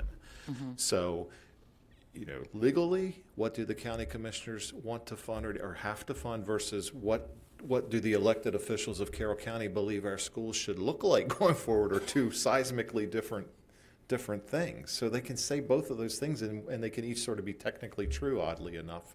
But that's the challenge. But if we put it on paper Right. saying this is the impact that it's going to have on some of our schools, like this Right. is We how it will. manifests itself. Yes, we're going to be estimating what this looks like so that we can talk with parents about it at our town hall meetings. And right now, in the groups that we've been meeting in, I can say that we've been startled by the figure of at least 400 teachers would have to be transferred from certain schools to other schools. And that will be a seismic shift and just cause a lot of consternation on the part of our staff, our students, and our families. And that's why I made the comment this evening after public participation that if school times creates this much heartburn, what is going to happen when we transfer over 400 teachers and class sizes go up as we're saying they will? We're talking about, as President Herbert said, a school system that will look nothing like it currently looks. And so that's why we do have such concerns, and we will be doing some of those estimates and sharing those with the parents and the community members who come out to our town halls. And I do know the state's watching tonight. They always have somebody watching so please help our superintendent, Ms. McCabe, and please send someone to us to help to look at what we can do to improve this, because no one from the state is giving us answers. And we really do need help. I mean, you are looking under rocks. You have been out talking to people, and we didn't make this, the commissioners didn't make this, but now we are being told by the state, this is what you have to do. Well, we need something more than just guidance on a piece of paper. Someone needs to come here and help us. This is not a dictatorship from the Maryland State Department of Education. We are all supposed to be in this together, so we do need help. Come.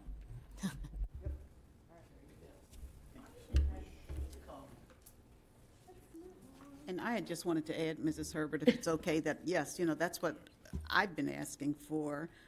Let's see school by school what the impact is going to look like. We're talking generalities, but again, until we can specifically say, well, here are the schools and And that's where the challenge lies. Obviously, when we put something out, we want it to be as accurate as it can be. We use staff as the example, as we've said time and time again, because that's where our spending is. That's where we spend, 80% of our budget goes towards staffing, and that's and this is annual funding. So we talk about materials of instruction, textbooks, interventions, resources. We can spend some of that in a one time, but that's very hard to spend on an ongoing basis. So that's when we keep coming back to staff.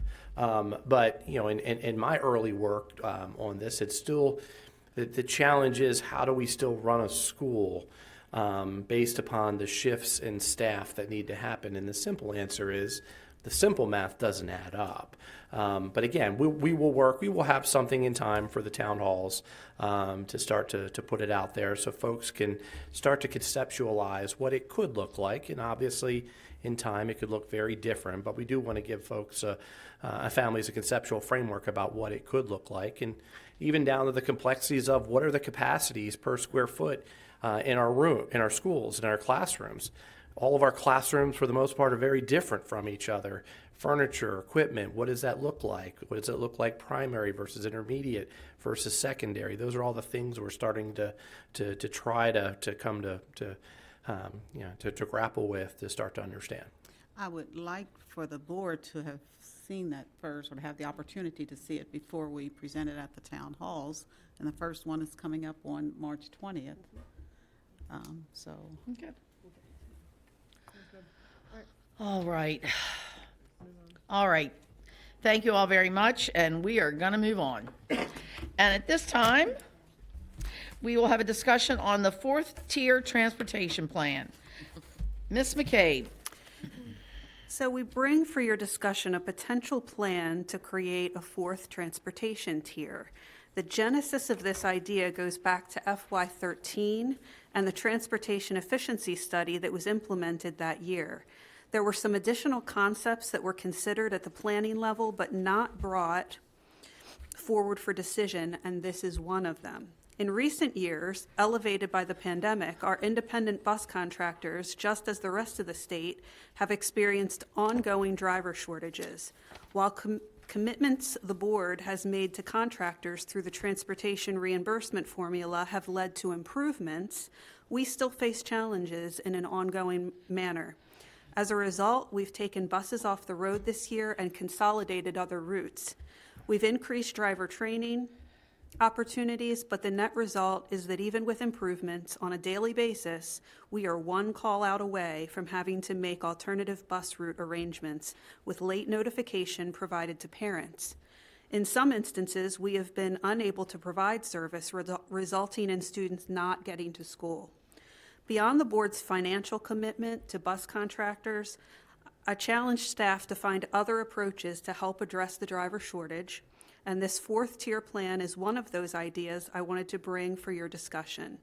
Mr. Hardesty has submitted the plan, and I'll ask him to provide the highlights as we entertain your discussion. Mr. O'Neill, would you like to begin? Yeah, just a couple of quick things before I make Mr. Hardesty become the public face of any feedback and dissent. This is coming largely from me and the superintendent.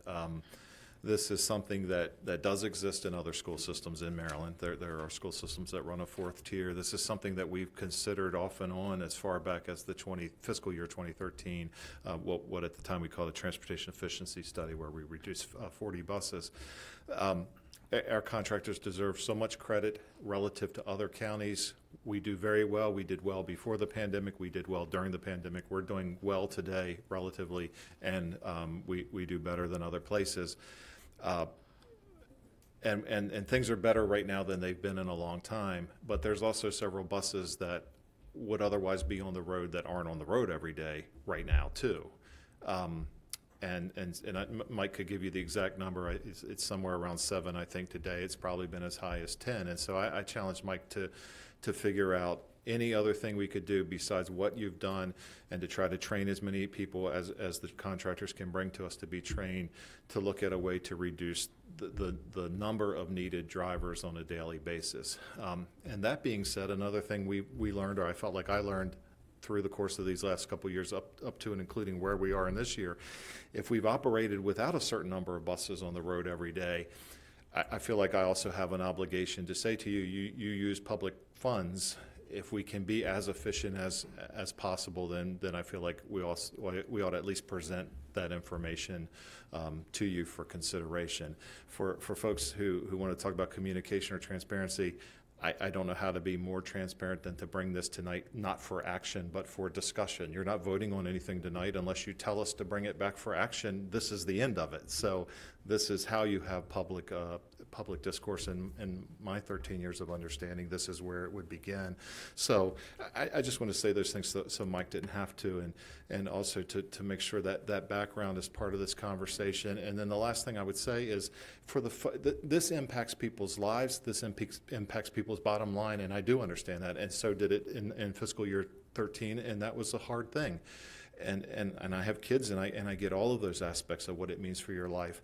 A group of complaints not heard here tonight are the parents who complain, and they're not logged, but the parents who complain on those days when a bus either doesn't run or 2 routes have to be changed to collect a different route. Those people also call in and complain every day or on those days to say, hey, this has impacted my life in that situation as well. So I appreciate a minute for that, and I'll ask Mr. Hardesty to kind of go over the details of the plan. Good evening, board members, Commissioner Guerin. We are in the midst of a driver shortage nationally across the state of Maryland, here in Carroll County. And we are doing better, as Mr. O'Neill said, than most jurisdictions, especially larger jurisdictions that I'm aware of. But just to give you some statistics, we have 185 regular education bus routes that should be on the road every day, and 69 special needs bus routes that should be on the road every day picking up students, taking them to and from school. Today marks the 117th day of the school year out of 180. There have been a total of 18 days out of those 117 where every single bus ran as, and I'm talking about regular ed routes, ran as they should, picking up all the students that were on their 3 tiers. Most buses do 3 tiers.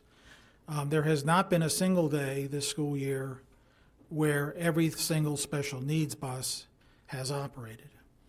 And as Mr. O'Neill also stated, we should recognize the work of our bus contractors and our administrative supervisory staff, because every time we get a call that a bus is not on the road, it requires some coordinated effort to figure out how we're going to cover for those students that would normally be on that specific bus. And with most buses doing 3 tiers, the solution is different for each school, and it can get rather complex. And so emails are then sent hurriedly to schools with the hope that the schools can get those out to the parents, and parents are looking at the emails and understand is my child's bus running today? Is it running on time? If not, what are the alternative arrangements? We've been very fortunate. There have only been very few instances this year where we've had to say to parents, we do not have a bus for you today. Maybe just a couple that I can think of. So we have been very fortunate, and we have to give thanks to our bus contractors that work with us and make those arrangements, because many times it involves several buses in order to cover for one single bus that isn't running. I think, is there a clicker?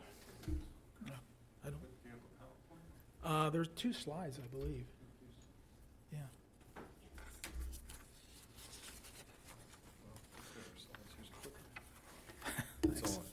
So the current plan is a 3-tier plan that we have in place this year, where we have all of the high schools and 3 elementaries on the first tier. We have all of the middle schools and 3 elementaries on the second tier, and the remaining elementary schools are on the third tier.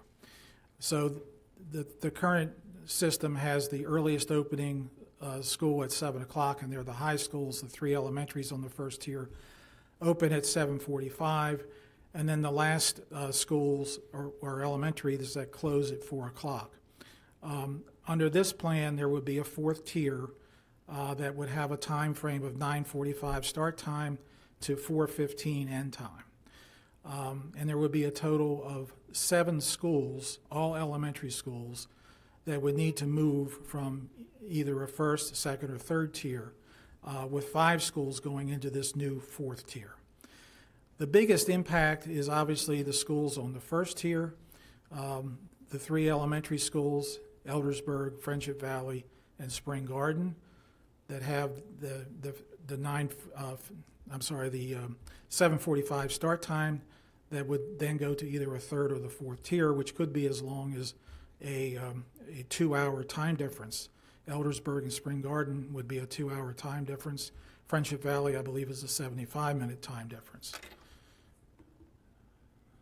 Let's see if I can get to the chart. So this is a listing of all of the elementary schools and the specific impact that that would be experienced by those 7 elementary schools moving from their current tier to a later tier. So we estimate that 15 buses, a combination of regular ed and special ed, could be taken out of the fleet. I will have to say that you heard a lot of the concerns today regarding the possible impact that it could have on field trips. We are hopeful that all students would get home by 5 o'clock. And that's because of the schools we chose to go into this 4th tier a relatively small in geographic area, which means that we can transport students home quicker than some of the larger area schools. But again, this is a plan. It would have to be implemented, and I'm sure we would have to make some tweaks along the way. That is the basis of the plan. It's a combination of regular ed and special ed. It would be more regular ed buses than special ed in terms of the 15 that we would estimate that would come out. So happy to answer any questions that you may have. Dr. Dorsey, she is getting her card up. Okay, this is just so much more than putting it down on paper and saying, let's consider this, because as we're saying, and you certainly acknowledge that it certainly affects people's lives. Yes, And I just know that in a school district, parents are aware, even before they have their students starting in kindergarten, they're aware of the school hours, and they sort of work towards those, so to speak. I was the principal at Friendship Valley the very first year. That was my first year going there, and that was the first year for the school to be on this early schedule. And again, I tried to, let parents know, well, this is, I had nothing to do with it, but, it sort of goes right in line with the students' biological clocks. Well, most of the parents who talked with me, of course, their kids had different biological clocks. They weren't the ones who were up early. But, over the years, we certainly got used to the schedule, and I think it served us very well. I've also been principal at a late school. When I was at William Winchester, it was a late school. And, I think of the days when we had inclement weather. I can also think of days when it was clear outside, when I would get a call from a principal from an earlier tier saying, bus so-and-so is going to be late today. And, we were there with kids until 4:30 something or 5 on some days. So even though I hear what you're saying about these being some smaller schools that, fewer kids to transport, if they're on a bus that has, the bus has a situation with an earlier tier, it can certainly delay when the kids are picked up and when they're delivered to their homes. And again, I know, I was thinking as well,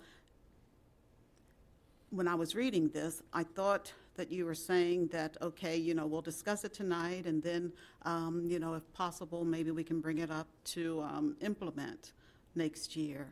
I wouldn't think that we're ready to implement it, because again, most of the emails that we've gotten are from folks who certainly have expressed some concerns with this.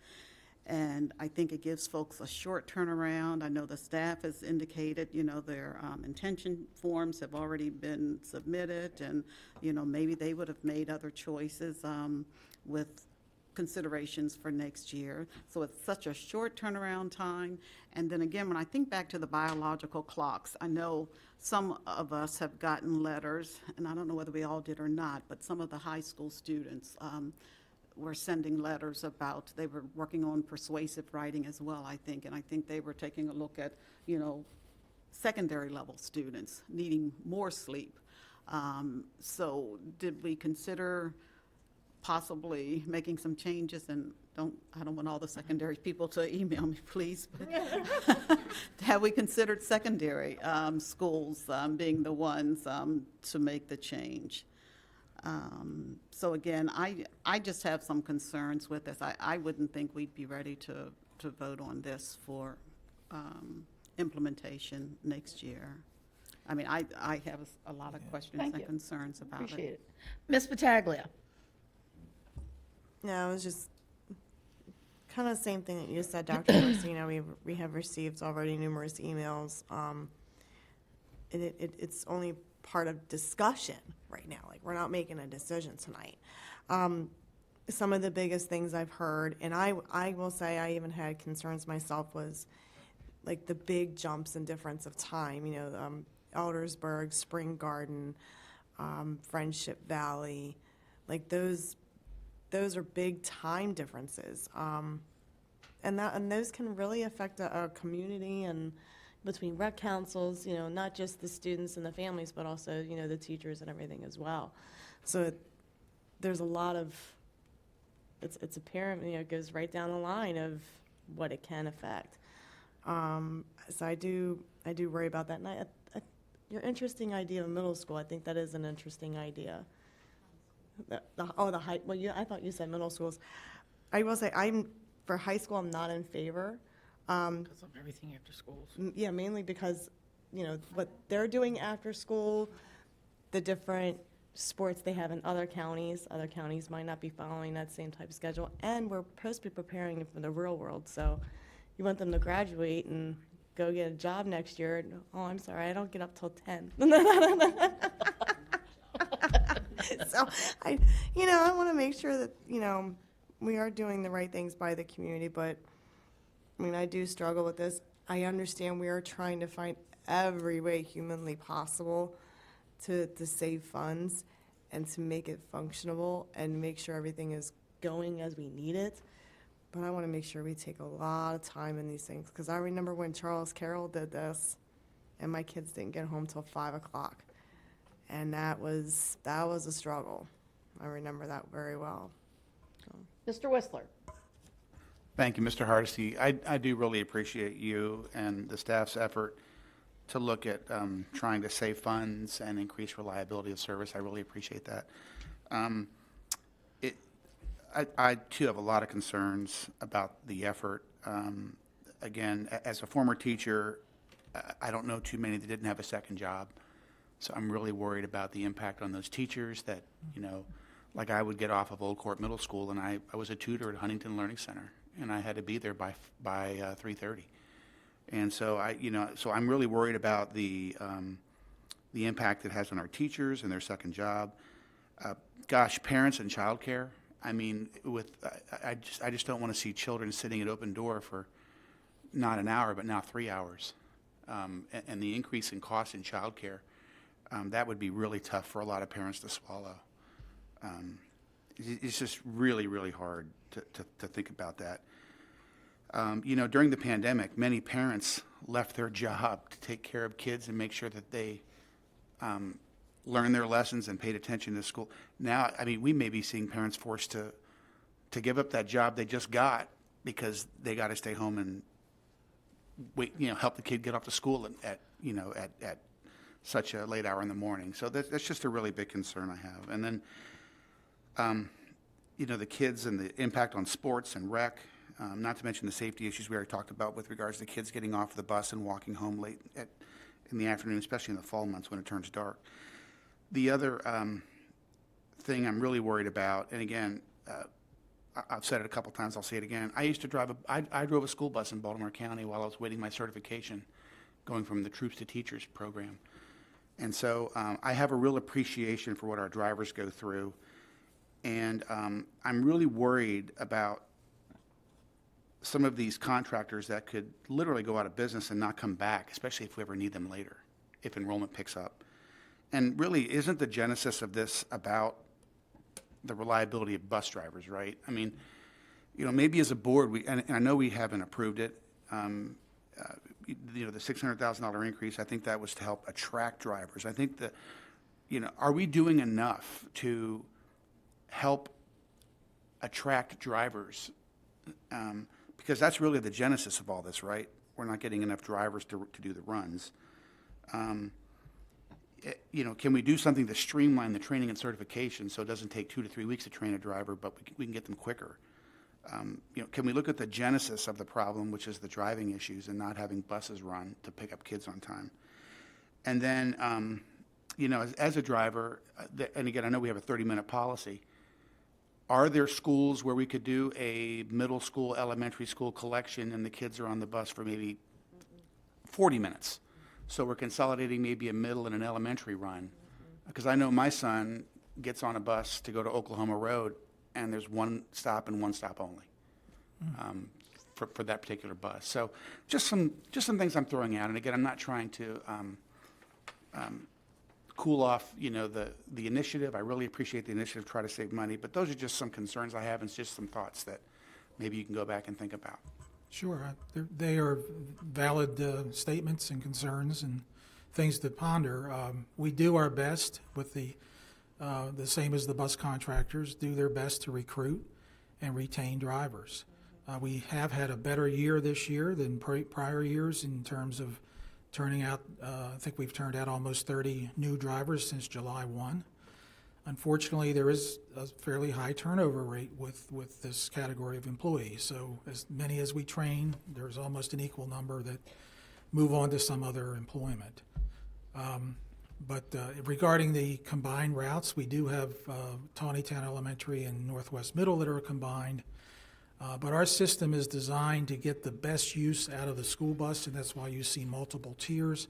So it doesn't always work out where a combination, it might seem like it would work out to put mixed age levels on the same bus, but actually getting 3 different runs out of the bus saves us more in terms of the number of buses we need than doing those combo runs. Ms. Savigny. I just wanted to say thank you for the creativity. I know that the superintendent challenged you guys with trying to find ways to save money and solve certain concerns that we have. So first off, I want to thank the contractors. You guys have done an amazing job for us, as always, and appreciate you for that. I appreciate staff trying to find creative solutions in the predicament that we now find ourselves in.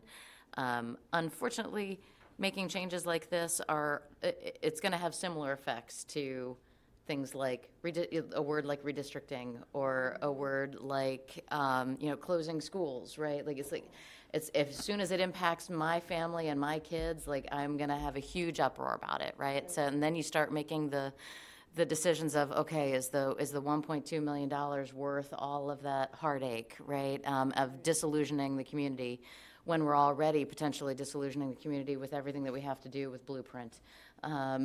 So this is a really tough struggle. I appreciate you bringing this forward as an idea. And I did want to also address some of the comments that were made earlier by the contractors and parents in the audience.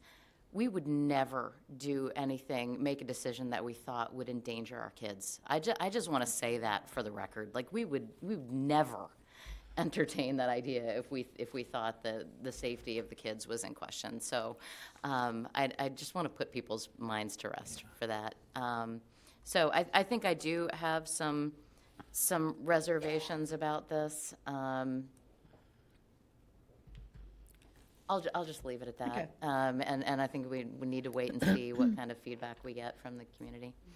Ms. Emily? On a very similar note, again, thank you. I appreciate this.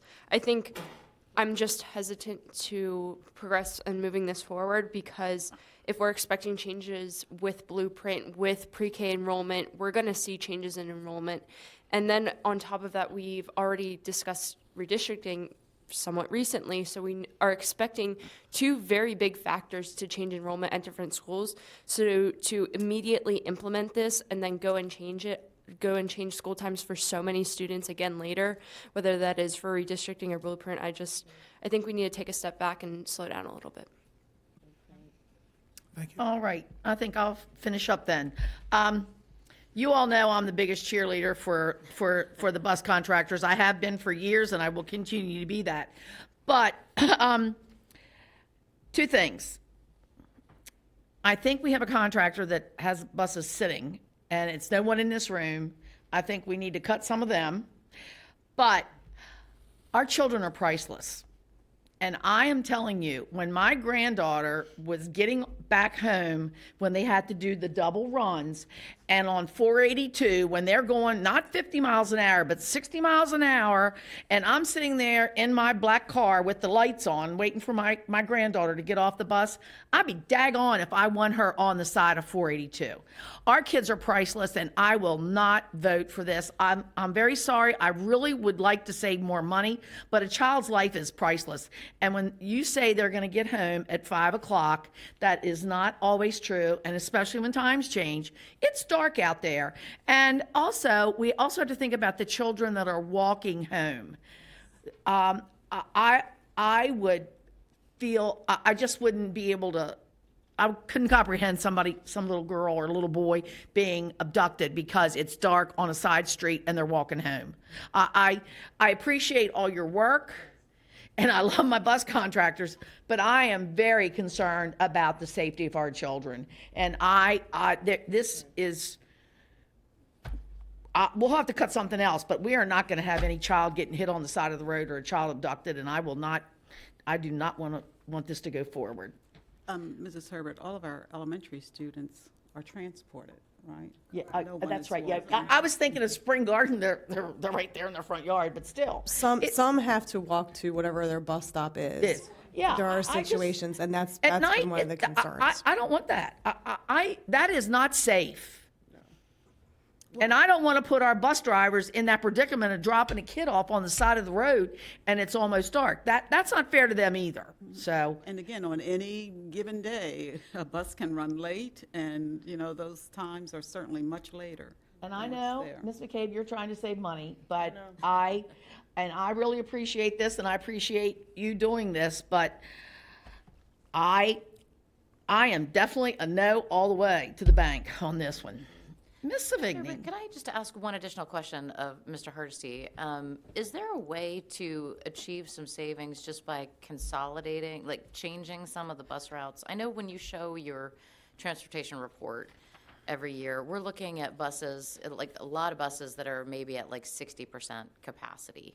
Is there a way to reduce the number of routes simply by extending, like changing some routes, just pulling a couple of routes offline just by extending some others? Ms. Savigny, we have consolidated a number of bus routes since the 2012-13 40 buses that came off. Where we see an opportunity to do that, we do that. Again, though, it gets back to trying to get the most runs we can out of a single bus.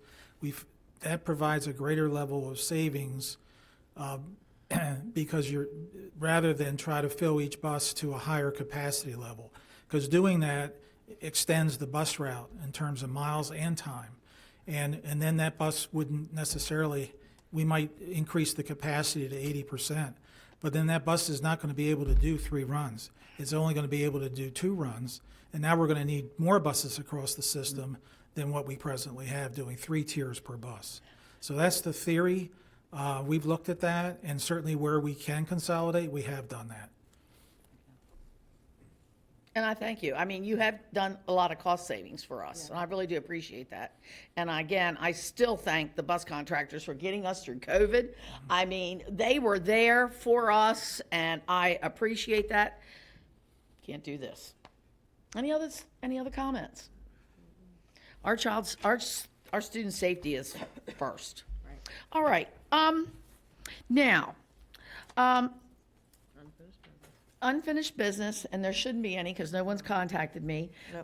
Miss Battaglia wanted to give us a date there. May 11th will be the 8th annual overdose and prevention vigil that they hold over at St. John's.